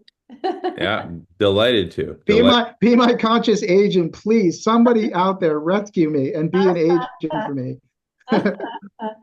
That's great, Brett. I can't represent I'm getting better, actually. I'm kind of joking, but technically it would be nice to have like representation in that way. Want to see what you're going to share with us. Oh, that's just a fun video. I can share, but let's see if everyone feels complete or wants to take a slight break or whatever. Lynn's got her hand up, so let's let Lynn share. Go ahead, Lynn. And you're on mute, You're Lynn. muted. You're on mute there. There you go. To start with, now you've got mute face. To start with, there's that saying, be the change you want the world to be. And the other thing we need to accept is that something good takes quite a while to actually succeed. Something bad breaks immediately. So I'm just coming into this, the way the world's changing so dramatically at a conscious level, and I'm very aware of that 'cause I'm very intuitive, Brett. And I think people are almost they're in a struggle to let go of the left brain more and come into the right brain more. But I think there is a definite shift going on. And when you plant a seed, which you're doing all the time, that's what you can do. Because once you've planted that seed, it's up to those individuals. You can only help, you can only be a catalyst. You can't make them do anything. Yeah. My biggest lesson, Lynn. Are you familiar with the Gene Keys at all, Lynn? Familiar The with Gene what? Keys? The Gene Keys, the Gene Keys by Richard Rudd. No. Well, there's a story in the system about a guy who plants seeds in a forest his whole life, and everyone wonders what he's doing. And then it's only till he's dead that they see the forest. And it's sort of the parable of this gene key that I have 3 times in my chart. It's called veneration. It's about understanding your place in the chain of life, like over like time and space. And like when you're a futurist like me and like many of us, if you can't accept that it will happen when it happens, even if it's past your lifetime, you're screwed. So I fought against that for a long time. So thank you. I appreciate what you're saying. And I've had to learn it. Also, I mean, if you're talking about chart, I'm assuming you meant astrology chart. I had a reading in the 90s by somebody quite well known. He since died, but he sort of threw him, that was before computers did the charts, and he threw himself back in the chair and he said, "My goodness, have you had to do some healing on yourself?" And he said, "Have you got so many people to heal in this world? And that's what you're here for." And it's very frustrating because at the moment, when I mention that people are able to self-heal, I've started speaking out more. I'm part of various different groups, and I've just started being quite brave about it and bringing it up. But yes, I can see people almost connecting with that. And then, like if they were brought up to think that they weren't good at anything, then they won't think they can self-heal. But if they then start absorbing the now, not what they felt when they were growing up and they weren't worth anything, because you're a different person now to what you were then. And if it resonates with their heart, because that's what I tried to get to, then they will begin to feel more self-empowered. So that's my mission, but I'm just sharing it with you because it's hard work. It's hard work to be in service to the planet. So I can share your frustration very much. Thank you. You're on mute, Melissa. Richard Rudd talks about the Holy Grail, which is this: how may I be of the greatest service to the whole? Yeah. That's what you're talking about. It's lovely. I mean, that's just a lovely saying. Yes. Which gene key is that, Brett, that you're talking about? My gene key is 32. It's failure is the shadow, preservation is the gift, and veneration is the city. And Jamin, you would know this preservation gift is about basically finding the nuggets of things and getting rid of what is not necessary and then building upon the rootstock of that. So like, for instance, I met Barbara Marx Hubbard. I hang out with her. She's got 100,000 books, but there's certain phrases she had or certain concepts that I've said, okay, I've identified these as the rootstock. Like these are the ones that need to go on to the next generation and then get built upon with new stuff. So it's like gardening, right? I mean, Melissa, I guess you know flowers, right? So it's kind of like pruning, but you don't get rid of the whole plant, but you have to like so a lot of that stuff. It's like the same thing with the hollow movement. A lot of the ideas, a lot of the ways of doing things need to just be composted, but there's always gems and rootstock there to preserve and then build upon. So all these people I quote and all the Bucky Fuller, like this is my superpower of preservation. Like I can spot things a million miles away and I'll often say something to someone like that one book they need to read, or the one person they've never heard about, or the one quote that changes their perspective. Like I have like a whole, I don't even try. It's just literally I'm in alignment with that gene key, like naturally. But How do you, the failure is the shadow. And I have this key 3 times in my chart, which is unusual, Lynn. Normally you have like maybe the same one like twice in your this chart. I have it 3 times, which just means it's really present for me. what, a So this key? Three failure, keys? Three keys, did oh, you say? it's the gene keys. Yeah, it's too complicated to explain really in a short moment, but it's just really prevalent, this shadow of failure, which I was just tying back to what you shared, Lynn. Like for me, getting Mm, over failure, especially as a man who wants to do things differently, who never succeeded in the exactly. corporate Yeah. world, not because I couldn't, because I fucking refused to. So I have to be more proud of myself. I was thinking today, like I'm a fucking warrior. Like I could have compromised any time and made millions of dollars on any business Mm. I ever tried. I could have done that, but I've stuck to my principles and my beliefs. So like, but it's not easy in the face of all of the typical masculine, be a man and whatever. Like that has been so failure is sort of like my mother of invention. Like What, it's a fine line. But it's much more difficult now than ever before because the world's much more, we're going through this new phase that's never been before. yeah. And Yeah. astrologically, it's really messing the astrologers up because they're coming across combinations that they've never even dreamt would happen. So that's why it's hard Wow. work, correct? And actually, Richard Rudd talks about the new human being that we're becoming now. Okay. And in 2027, there's a portal that's going to open and it's going to shut. Mm. And so there's going to be a whole section of humanity that are kind of coming into this way of this new being, this new human beings, which is And there's going to be a huge section of the humanity that won't be here anymore as well. exactly. Yeah. So it's just, Richard Rudd actually lives down by you. He lives in Devon. Oh, yeah, The author of the Gene Keys. okay. yeah, you can look it up, Gene Keys, Gene Keys. I put a link in there for her in the. Okay. Oh, thank you, because I'd spelt it nearly as junkies with an I, and so that was wrong. Yes, that's good. Okay, And you can get a hologenetic thank you. profile. He does. I He haven't. offers it free. It's really Oh, interesting. Gene Keys. Yes, it's this American accent. Yeah. Just winding you up.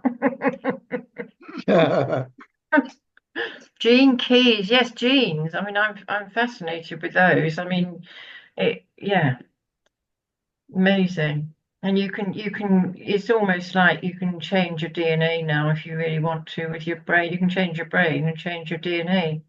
Yeah, biology of belief. Sorry? The biology of belief, you know? Yeah, yeah. Well, it's all belief. If you believe we can do anything if we want to. Our energy and our aura can expand outside the earth if we want it to, but we're all restricted, no, that's what, you're not good enough for that. So that's why This I'm is saying enough. it to you, because you need to, Brett, if I may be so bold, is to expand yourself and just talk to people and don't care about how they feel. Mhm. Because Yeah. because you're giving your energy to them, because you're not 100% confident in yourself knowing what you're doing is that you're Yeah. in service to the planet. So maybe you changing your energy because that attracts them in. And I'm speaking from Yeah. experience. I Mhm. noticed it Totally. very, very suddenly because I changed my stuff, you know, healing, trauma, or whatever. And suddenly you think, my goodness, that was quick. Okay. So if you just start like tomorrow thinking, I know I'm valuable to the planet and I'm just going to talk to people, and if they want it, they do, and if they don't, they don't. Because you can move on to the next one with the same energy. Yeah. I mean, I'm doing more of that. Thank you. I mean, things are going really well right now. Like I've met some new people. So it's more about letting that in than trying to go back and like those people are not literally in my frequency, which is not again No. If you whatever. think They're literally if you think of a circle, right, you've only got one circle in this life. You either fill it with influence or concern, and concern actually achieves nothing because it's only your perception of how they're feeling. You don't really know. Exactly. So if you're the influence, just remember just don't let the concern in to the circle. And you can always Beautiful. change your play. You can appoint a new director, new actors, you know, new storyline at any Or just be true to yourself. Yeah. Just speak you rather than I see people who've been to acting colleges and it's not them because I can feel if they're not doing what they are, you know. Yeah, Right. exactly. I'm not saying that's not, I don't include you. I'm just before you sit That's there. okay either way, but I hear you. I'm working on it. What I do is I'm a kind of performance artist. So I do my alchemy and my personal growth with you right here if it so needs to be. So yeah, like you're helping me. Like I'm not 100% there. I'm like I was like 70 before and I'm like at 90, just relatively speaking. Like things have been going well because I've been doing my self-healing, by the way.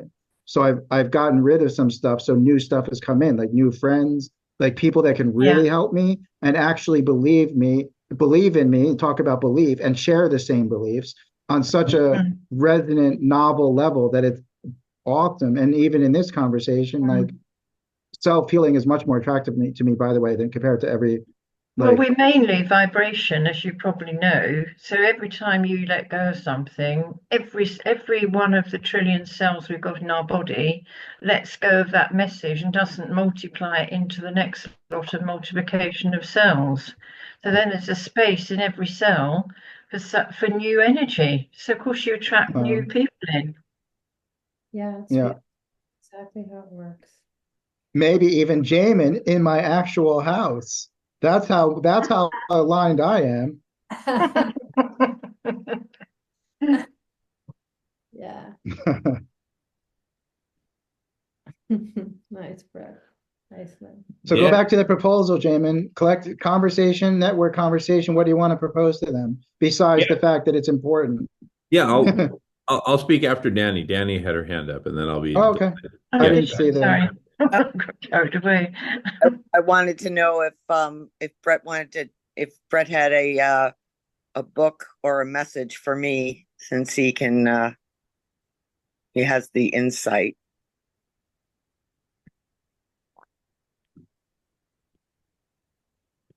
I only have the ability in interaction with people. I'm not like a psychic. So if we talk a little bit now in the flow of the co-creation, then something might pop or I'll have a better idea. So yeah, I'm not a psychic in a sense where I know where I can read like the field. I have to be part of it's kind of like being part of the experiment from a quantum perspective.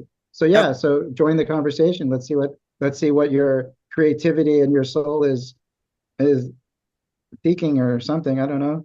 Or whatever. I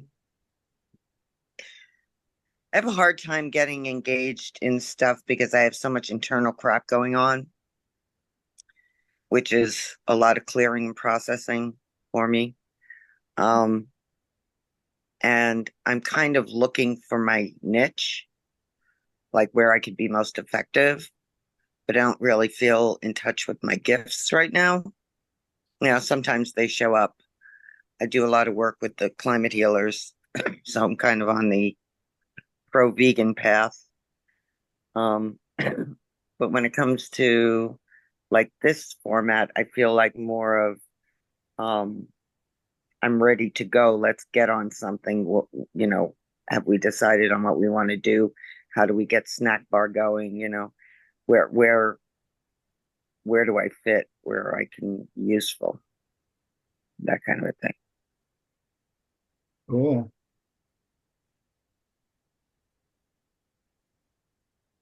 I can be very left brain sometimes because it's about data for me sometimes, and I intuit inside of me. Like Okay. Lynn and I would respond differently probably to your inquiry, and then we would be like good cop, better cop. So my left brain side of me wants to know like some more about you. Like what do you love to do? Like what did you used to do, let's say in your last life that you still love to do, but you don't want to do it anymore. I'd like to know more about you, like what you like those kind of things, because that's how I would help you potentially like reveal something to yourself. So That's like my way of psychometry. And Lynn, probably you might approach it, differently based on what she said. Yeah. I'd be curious. Did Yes, you have a question you would ask her or something, or I- anything you would say? Like, I am getting healer, heal thyself first. Yeah. So, the first comment you made was you're trying to deal with some stuff inside you. Is that what you said? As far as Yeah. I remember. yeah, I'm going through something, Yeah, yeah. So sometimes we have to actually go through that to liberate ourselves so we can then know what our truth is and what our direction is and what we're here for on the planet. right? so in I this case, my advice is listen to Lynn. I do intuitive counseling, Danny. Is that your name, Danny? Yes. Yeah. What did you just say? I do intuitive counseling. Okay. Do you I'm want happy. I'm happy to have a Zoom with you. Just a Yeah. free one. If I can help you. to put your info in the chat? Yeah. Yeah. That's great. If you'd like some help, I'm happy to do it. As there's only a few of us in here, I'm happy to do that. Thank you. That's not for general publication for the other 50, by the way. Thank you. Great. Where are you, Danny? Long Island, New York. Right. Well, we can always have a Zoom, can't we? So Mm-hmm.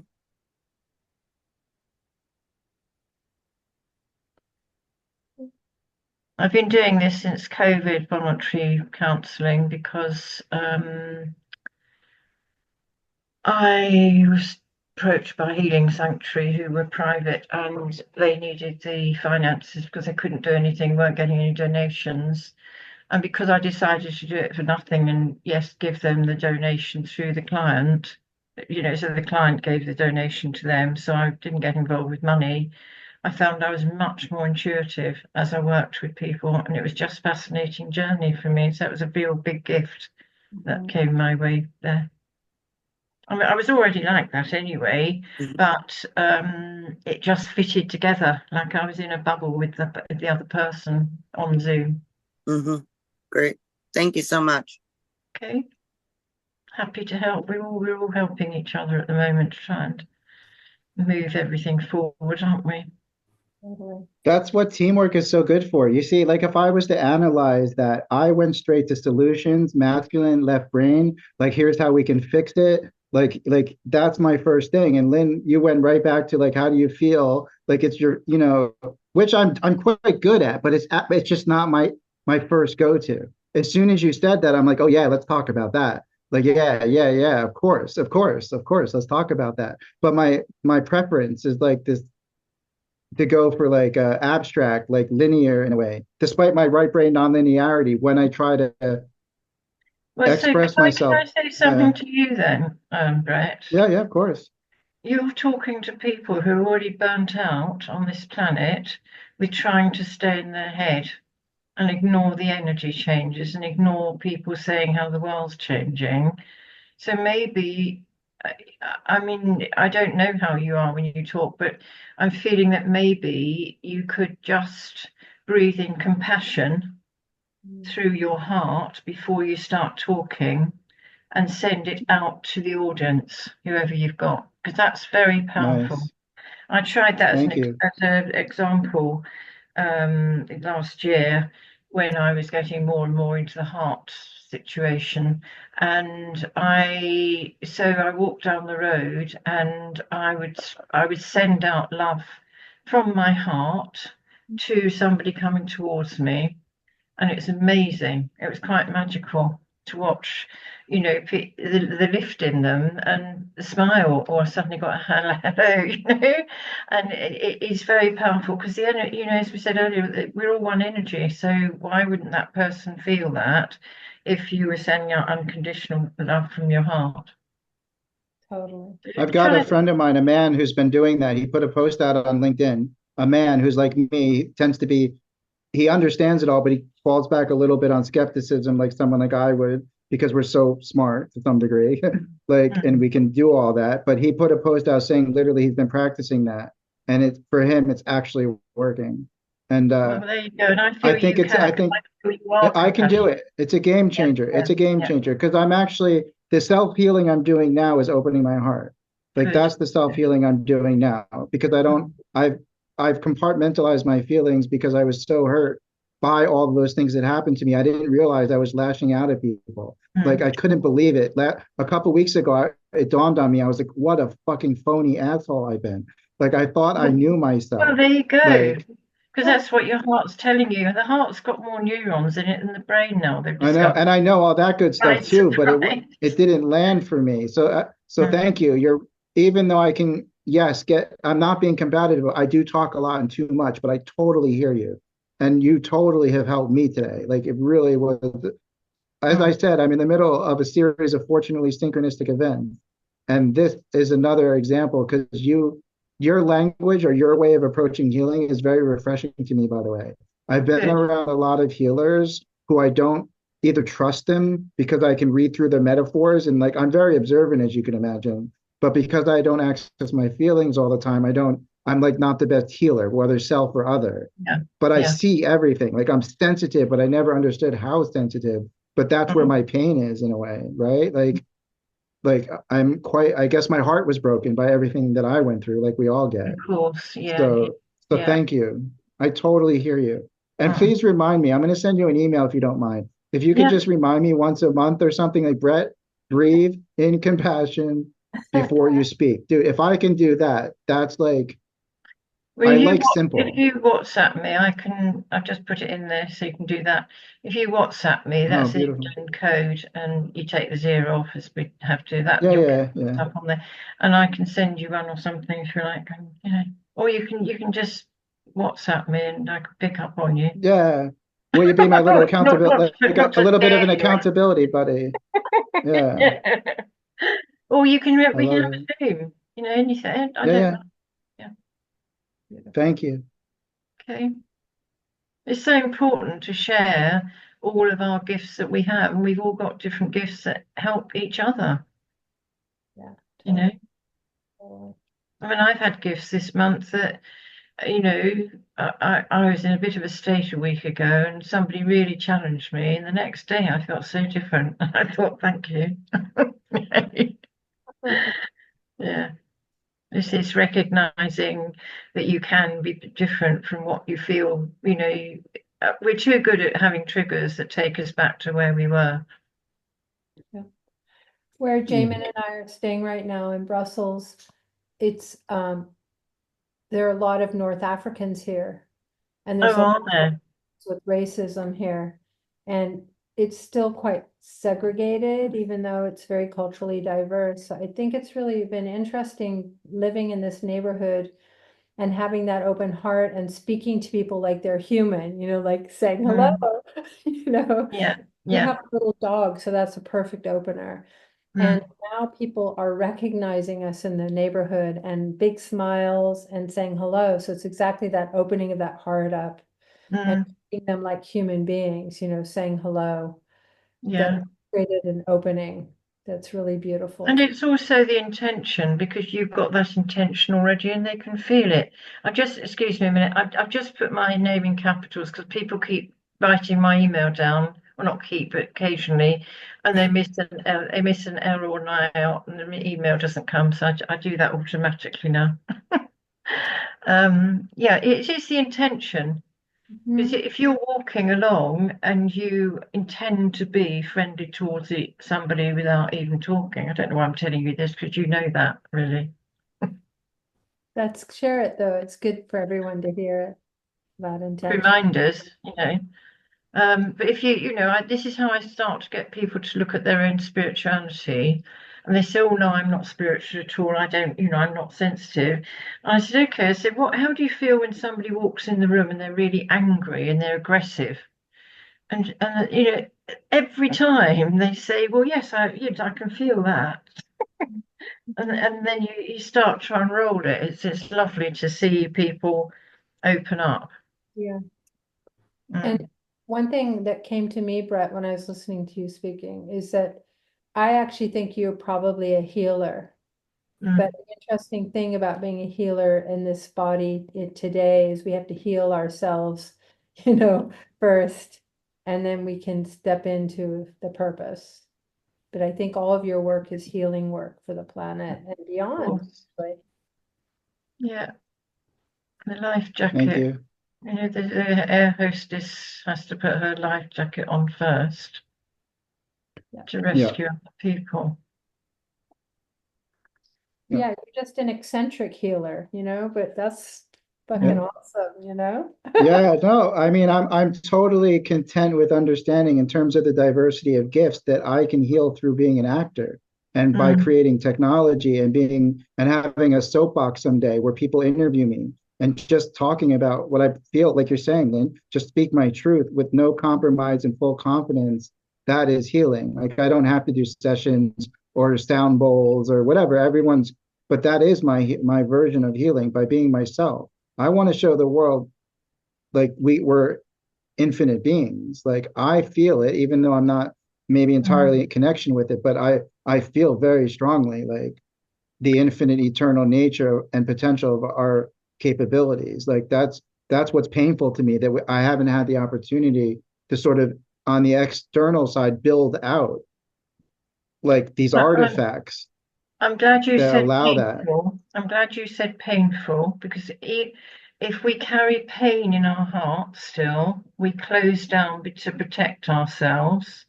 If you let go of the pain, you are completely out there and you almost channel inspirational speaking.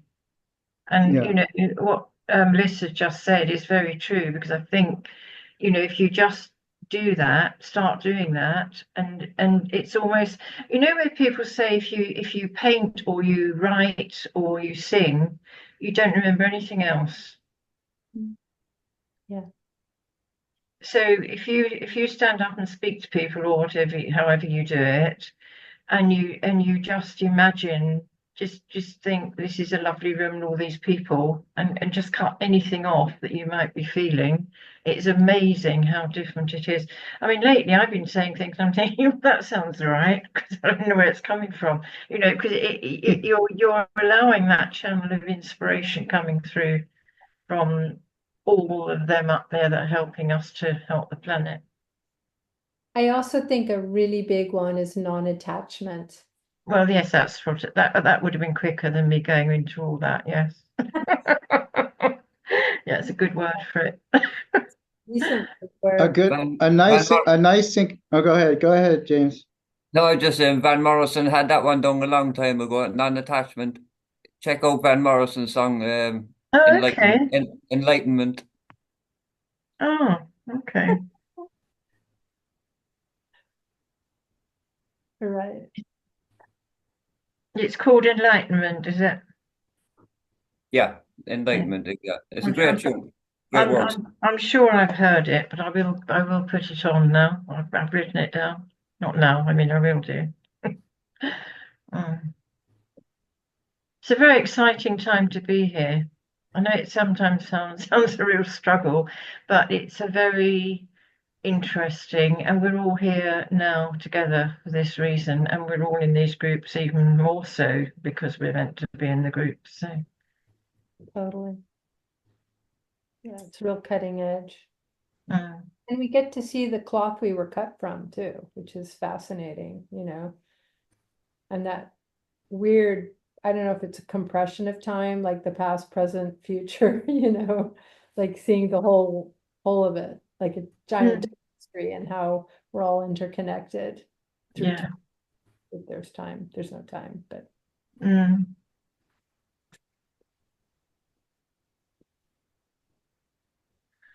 Well, Brett had asked me to, articulate what I would propose to this group that we were looking at their slides, Kurt Johnson, Roger Briggs, and Melissa and I have been talking about this the last several days. And if you take take two different scenarios. Let's say you're the person on the street, right? Scenario A, you hear that there's this community of really smart people who are working on this whole transition idea, and they've got something to hand down to you. And your job is to not participate in that, but just take the instructions that are handed down to you and just, obey, basically, right? Do your part as these smart people have told you to do. That's scenario A. Scenario B is, hey, humanity is coming together in conversation. Everyone's invited, and you are very much needed here to play your part, bring your special pieces of the puzzle to this great, challenge of transition that we're all in the midst of. And I mean, which of those two scenarios is going to be more appealing to you, the person on the street who's hearing this message, right? It's obvious it's the latter scenario. And so this gets back to the thought that the medium is the message. The message is that humanity is coming together. People are coming together in a vast network of networks of conversations. And in the coming together, this, what I call groping for utopia, which is how I would articulate what Brett was talking about. It's the pleasure is in the groping. I mean, Brett and I figured that out when we were 14 years old, You got that right. the great, what's up? Yeah, the pleasure is in the groping, and that's so funny. You just made transformation so seedy. I love it. Oh, it's so creepy. I love it. I need some more humor. I need some more of that. That'll go over really well. That's going to go over really well with the white privilege men and high priestesses and high priestesses in that group. Yeah. You might want to manicure that one a little bit for them.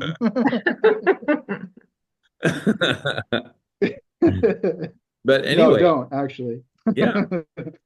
So what I would then, my message to them, to these transformational groups and these two guys who are kind of emerging in a form of leadership role for all this, is that, basically forget about all the cool stuff that they think that they've cooked up, that they're now going to try to synthesize into some message that they're going to blast out through traditional media. But instead, let's walk the talk and let's become the medium ourselves. Let's get into a network of networks of conversations. Let's all mix it up together. Let's all snack around on each other's, conversations. Let's crash each other's parties, right? And then the message is so simple. Humanity is coming together in conversation. Join the party. And there's no hierarchy here, right? There's no network that's above any other network. There's no conversation that's above any other conversation. There's no person who's above any other person. If you find a conversation that you're gravitated towards, jump in. If not, create your own. And if your own conversation finds a network or multiple networks that it can be a part of, a given conversation doesn't have to be bound to any one network. It can be like a covalent electron, and it can dance in multiple different networks. And all networks should promote all other networks that they sympathize with, right? You don't have to promote a network that you don't sympathize with, but promote all the networks that you sympathize with. Let's all promote each other, right? And that's how we create a decentralized network of networks where there's absolutely no hierarchy, and there's no one out there who determines, oh, this network is in and this other network is out, right? Just promote all those networks that you believe in. If you're a conversation, join as many networks as you believe in, and that will have you, right? Yeah, go ahead, Brett. Are you going to talk to Roger and Kurt specifically, or Roger? Here's a note for you. Roger, I've Mhm. never met. He was not part of the Hollow movement, just for clarity, in terms of Yeah. energetics. I actually don't know him. And he's been in two email threads with me and other people where we're kind of been introduced. So I'm interested from the synchronicity, like Roger Briggs keeps showing up in my reality, and he's not one of those people that were at the Hollow Moon. So I don't know anything about his energetics or Yeah. where he's coming from.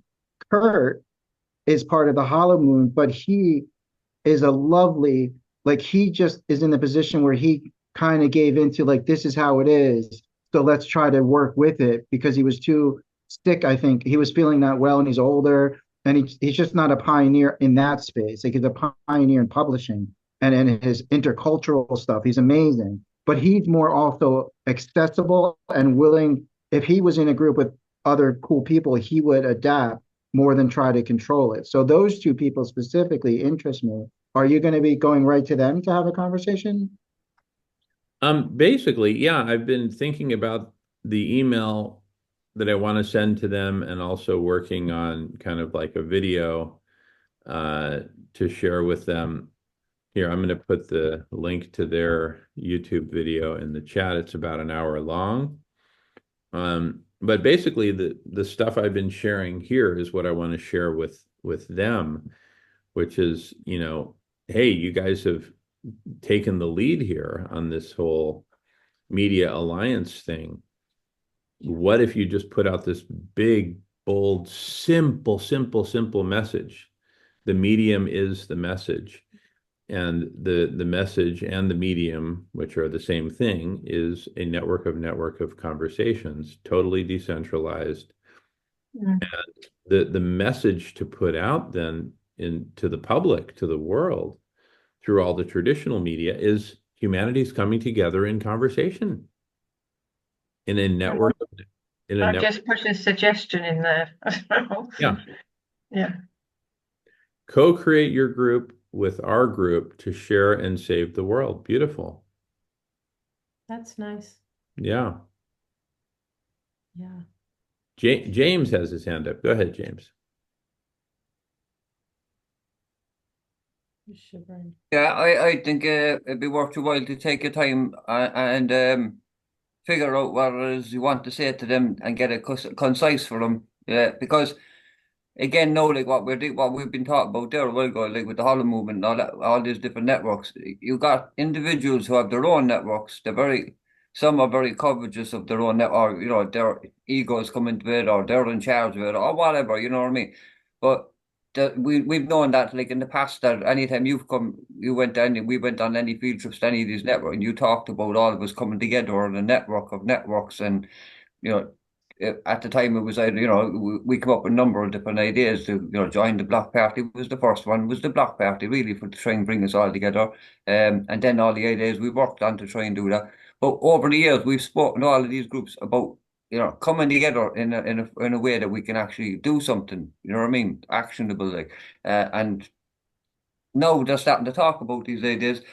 But I think it'd be a great idea, like, for you to think about what it is you want to say to them. I definitely, like, I know you were saying, like, maybe show them that 31-minute that video. Is that the 31-minute video about snack bar or whatever? Well, again, no, I'd reiterate that you need to cut that video. 31 minutes is too long altogether to explain anything. Like, you need to get that down to 5-10 minutes at the most. But the point is, with it getting it down to that 5 or 10 minutes, you want to think about what you're doing here, no, or what we've been saying here. What we've been saying is that this Hollow movement is full of groups that are talking the talk but not walking the walk in regards to not getting anything actionable done or coming together and doing the right things to come together. They're not going to succeed, as Brett's been saying, because they're missing the one crucial ingredient, the likes of the Bretts and the Mark McCormicks and all that, like, and nurturing that. But connecting is the one thing. So they have the idea now. They're saying they have the idea, but basically they reiterate what you've been banging on about for the last 4 years, like, you know what I mean, 5 years. Oh, God knows how long year before that, before the Block Party. Point is, I think the best, like, in order to show like that ego can't be a part of this, because it can't be a part of it going forward. If we want to create a network of networks, you have to let. I mean, yes, you can have all the ego you want in your own network, and that's what we're ultimately saying. We're not asking any network to do anything different other than connect. You know what I mean? Other than just making the connection and cross-pollinating, so to speak, and sharing and helping each other. Like, but. If you're going to bring the calendar, I would suggest, like the calendar idea, I would suggest bringing the calendar idea as an idea that we've been working on. But again, I would suggest then by offering the calendar as an idea, not our calendar, not it being snack bar, not it being under any name, just the fact that this is what we've been working on, right? So we reckon you should incorporate this idea into your idea. Nobody really owns it. What we need is to get all of these networks on a calendar so that we are already established then in the one place, and then put out the message the world's coming together. And we also need to make the commitment to cross-pollinate.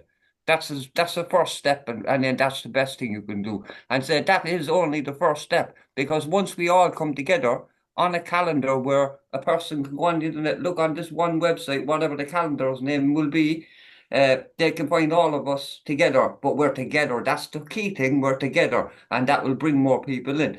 The fact that we're cross-pollinating is that we're not only doing our own thing, but we are making an obligation of maybe even once every fortnight or whatever to do a kind of roulette kind of a thing where you end up in a room with another group. You know what I mean? Two groups meet, whatever. But it would be best that if you started that off, that preferably at the start, that some algorithm would be designed that, or two groups that have similarities in conversation or whatever meet for the first couple of weeks, so that would make it for a better conversation and get people to know each other quicker, so to speak, rather than two afflicting or conflicting groups meeting or whatever. Anyway, the point is, if you're going to go to them with the idea of the calendar, I would say go to them the idea of this is what we've been working on, but this is what we want to benevolently give up the idea to become part of this great idea. But we all need to be giving up our ideas and giving up the fact that we have any one of us will have any control over any of this. We can all have, we all have individual control in our own spheres, our own networks, our own places. But as regards to this is all of us together. There's no reason for saying, oh, I don't want to have I'm not taking your idea on board with mine, because then it's not fully my idea. You know what I mean? Because it's part of your idea now as well. People get very, protective of things like that. And that's where we're failing as a species anyway, by not being benevolent enough to just say, oh, I've got this great idea, and put it out there for the world to share it. Like, not, you know what I mean? Not try and control it or profit from it. So that's what we need to learn from, like. So yeah, whatever ideas you need to bring to them anyway, or suggestions, I would say think on it for a while, shorten that video down, and again, once you get that video edited, I think that will be, get that essence of that message in there. The video should do its work then. You know what I mean? We need, like Brett was saying earlier, and I was saying about Mark as well, like that in order to, Brett was saying his failures that he's not describing his art properly. You know what I mean? So, that's the same thing. Like we're only being hypocrites if we're saying like that they're trying to be, there's ego coming into it, or they want to have control over something, and then we say we are bringing our calendar. You know what I mean? It's not our calendar. That's what I'm saying. Like basically, we're bringing this idea that we've been working on, but it's a calendar for everyone. But anyway, passing the bit up. Good stuff. Jamin, number one, are you on LinkedIn? Not exactly, no. Okay. So separate from that, what came up for me, Jamin, is I don't feel like you need to really give them any presentation. I feel like you need to come with some version of a solution. These people hear conceptual pitches and like summaries and reviews of this of all the time. I feel like if you came and said like, I'm going to be setting up this, like I'm going to be setting up this with account, whatever that is, in a simple 2 slides, like a calendar and a way to network different Zoom conversations. And then you can say like tier two, in the back end, I have partners, which is true. I have partners working on technology that in the near future, whatever, will also take this next level. So what I want to do is create like an MVP with you guys and have a real experiment so we don't talk too much. It's like, and come up with like 4 steps. It's like we're creating a calendar, and if and whatever you feel like you can't do in that MVP, that's what the ask is. Like, can you guys find help? Do you have someone in your network that can help with this? Or like, would you guys be in if this was the case? That's personally how I would approach it. I wouldn't explain to them super intelligence. I don't think they need to know personally, maybe. I mean, Roger might be more interested because he's a thinker and he's written a book. So it's like a different conversation, maybe. And you should get to know him in that sense. But in terms of like, here's what I'm thinking, I would stay away from as much elucidation as possible and say, here's the solution I'm recommending. Here's what I can do for it. And here's the gaps, and try to get that boiled down to like the MVP. So it doesn't take much more to actually accomplish it, you know? Yeah. That's just my 2 cents, dude.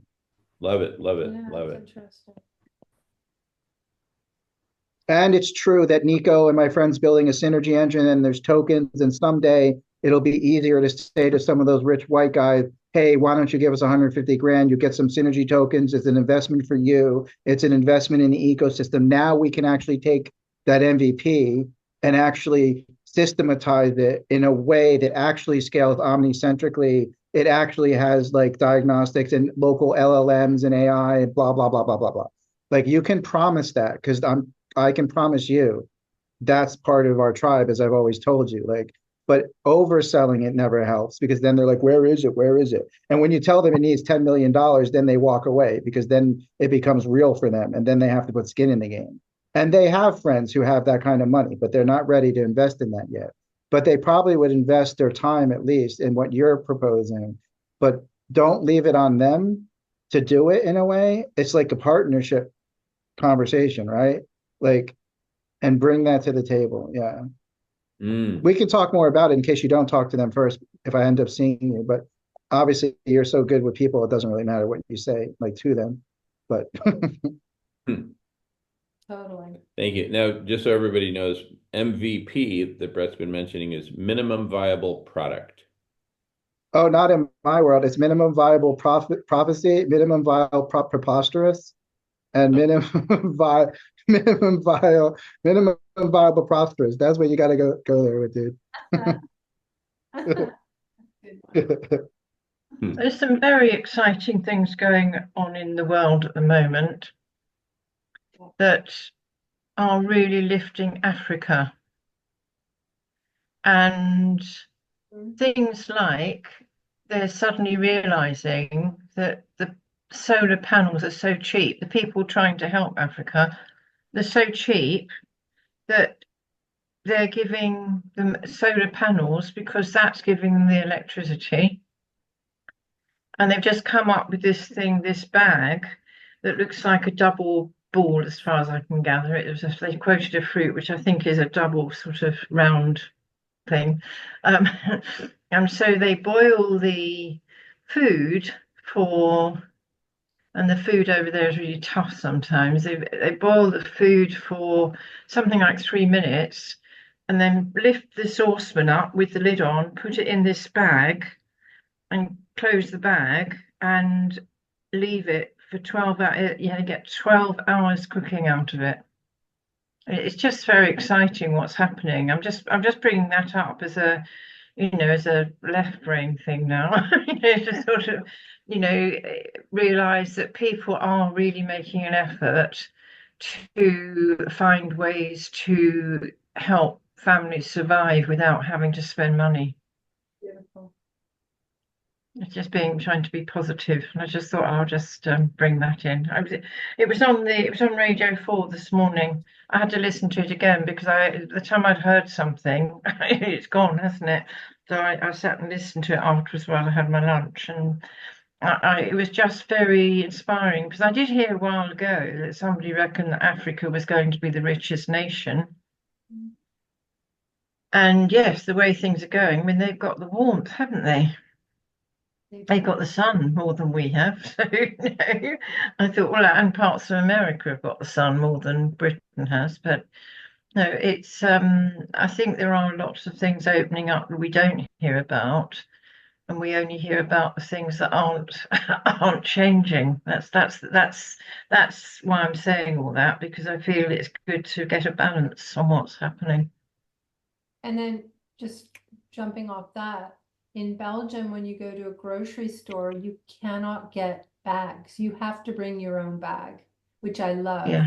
Nobody Mm. has plastic bags anymore here, or paper No. bags. They come with recyclable bags. Well, they're not recyclable, they're just reusable. And the plastic bottles, look, the lids are attached. So no more bottle caps going into the ocean. And they recycle all the plastic here, even the plastic wrappings around things. They found a way to do that now. And I'm just like, why is America so behind? You know, I don't understand. Well, we know why, but. I've spent a lot of time in Cairo the last couple of years, and Lynn, there's no fucking solar panels. It's the hottest place ever I've ever been to. And there's literally, I mean, maybe there's somewhere, but there's no practical, like, holy shit, you're abundant with sun. If anything in Cairo, you are abundant with, it's freaking sun. And they don't have solar panels on all the buildings, yet they lose power twice a day in the summer. A pregnant woman had to walk down 10 flights of stairs because they don't have power sometimes, and they've got the sun. So, and I got a big laugh because I'm in North England, and I see solar panels, and I was like, this is how inverted the world is. The place that has no sun, North fucking England. Like, I don't need, someone send a memo to English people. There's no fucking sun in North England. Don't get solar panels. And then I go to Cairo where there's like sun and there's no solar panels. But I'm actually heading to South Africa, I think, next, Lynn, through the synchronistic stuff. So it's interesting. It'll be the first time I've gone there and the first time I see some of what you're talking about. And I'm going to be introduced to people. And so it's kind of on my radar. I've only made it to Egypt, and now I'm going to go down finally. Well, don't forget Egypt is part of Africa, but South Africa. South Africa is the one that actually brought in these bags, and now it's spreading through Africa, and it's just lovely.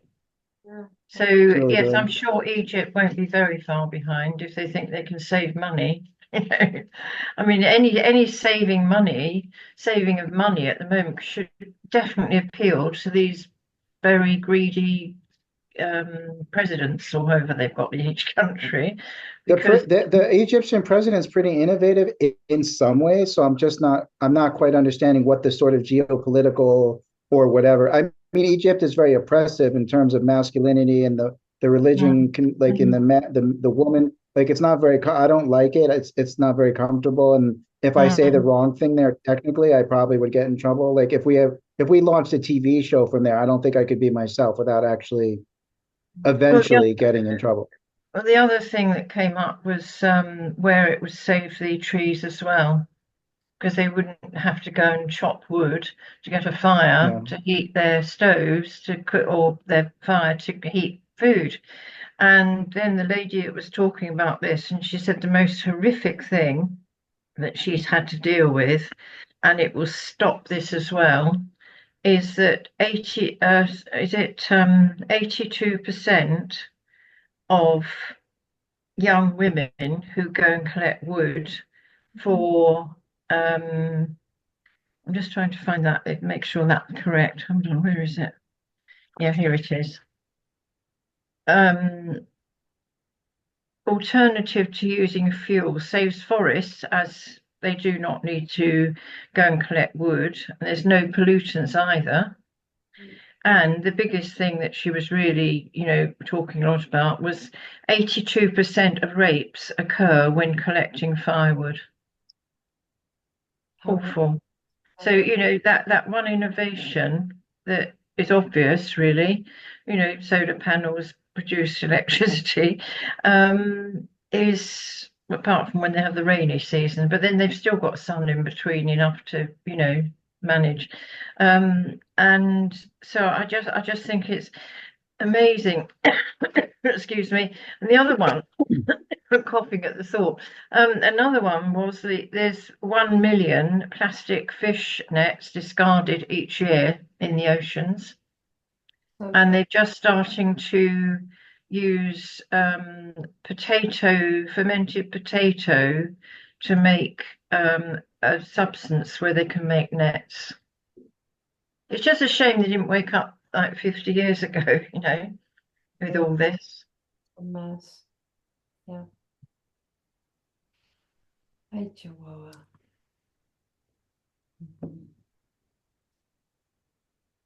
Finished now, you can carry on. Just about, so, I don't know, I studied architecture in England, so I'm part of a group who actually are working in the Middle East.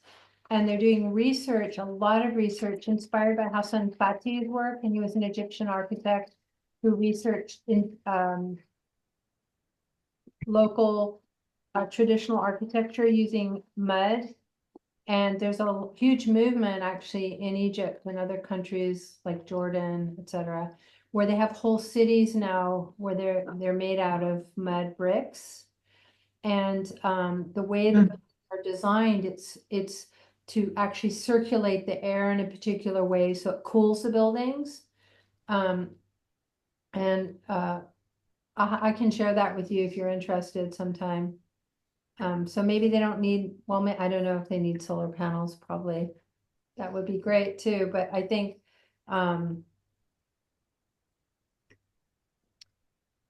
this vernacular architecture movement is really interesting as well. That's happening in that part of the world. It's very interesting what you've just said. It's the first time I heard anything relevant from a message I got during COVID, because I got a lot of channeling coming through in COVID. And one of them was, and I had it again recently, where the Middle East would return to the mud buildings they had long ago. Wow. Yeah. So I'm loving hearing you sort of say that. It's making me go shivery as well. Cities are incredibly beautiful, and they've built skyscrapers out of mud. It's quite extraordinary. Yeah. There's also vertical plant growing now in America somewhere. There's a seed bank up in Vancouver, and I can't remember where he is. I'll have to look it up. But he's from here, from Bolton. Got a very long beard, and he's the seed Cascadia Seed Project, and he's collecting millions of seeds, and he's storing them and showing people how you can get 20 seeds out of a tomato and grow 20 more plants and that sort of thing. Now, why did I start telling you that? About vertical gardens, you were talking Oh, about. vertical. Yeah. People are making vertical stands up the side of buildings, so that, and then trailing water, so the water goes from the top down to the bottom. It's lovely hearing all these different things all the time. Innovation, and it's bringing people's creativity back, of course, as well. It disappeared for about 50 years, really. Yeah, love that. Living walls. It's awesome. And that's the positive side, right? Even if people aren't listening to you. I saved this giant bumblebee today, and it was really awesome. He was on the sidewalk and I saw him and I didn't want anyone to step on him. So I picked him up and I cupped him in my hand and he started coming back to life. So I think he must have got a bit cold or something. He totally responded to me. And then I took him over to, they've got the Green Party's re-greened huge sections of Brussels, which is awesome. So that they've let everything grow wild. So they're not removing the weeds anymore. They're just like wild meadows everywhere. And I took this bumblebee over to the wildflowers and put him on it, and he started moving his legs again. I don't know. Oh, that's good. Really nice to see. It is. I mean, I've never seen so many bees as I've seen this year. So I've got 10 very large lavender bushes along my driveway, and it was absolutely covered. You could hear them, because it was just mad. And occasionally I'll give honey if I find one like that. I just put some honey right in front, and it's amazing how quickly they revive. That's a great idea. Mm. Yeah, Mm. I'll have to remember that. I'll have to start taking Yes, it around with me. you have to carry a jar of honey around now with you in your handbag. That's great. I love that. We're so lucky to have such diverse nature. Totally. Mm. It's really lovely.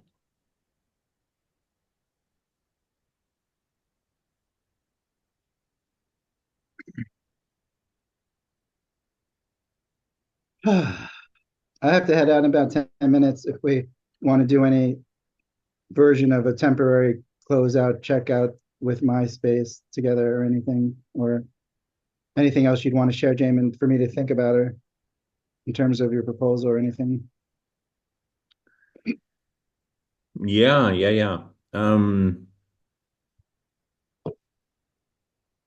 Well, I will definitely work on what you suggested.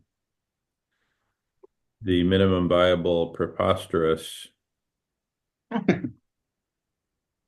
if it was the three of you? Because Jamie, remember you and I were talking about maybe inviting James to do the presentation? Yeah. And I'm just wondering, what if it was a three-ring circus, like Brett, you and James, or Lynn, Brett and you? I don't know, and just combo presentation. I think that could be really interesting because it gets it away from just this individual ego stuff, and it's already bringing in this idea of collectivity and co-creativity. Why don't we run with that right now? Brett's got a few minutes. Why don't we just start a new recording and just popcorn it and just, whether it's for our own consumption or, wow, that was a masterpiece. Let's do it. And James has his hand up. Go ahead, James. Yeah, I was just before you start recording. No, I think something Melissa might hit something on the head there, the nail on the head there. But like not by with me, you and Brett going, I would suggest why not just all of us show up? You know what I mean? And yeah, that way then it wouldn't look like it's just me, you and Brett, and they're going, who did the three amigos think they are here? Like they got their grade. It's more of a whole group of us, but there's one or two of us or three of us talking, or maybe even four, whoever decides to speak, because it's the main thing is that we have it down to a kind of a succinct kind of narrative as to what we want to get across, the message we want to get across, like, so we don't be all going down rabbit holes, so to speak. Passing Yeah, I love it. So let's just start recording and let's everyone just be concise and, just pop, pop, pop like a popcorn machine. That sound good, Brett? Brett, you got a few minutes still? Okay, shall we do it? Yeah. All right, let's do it.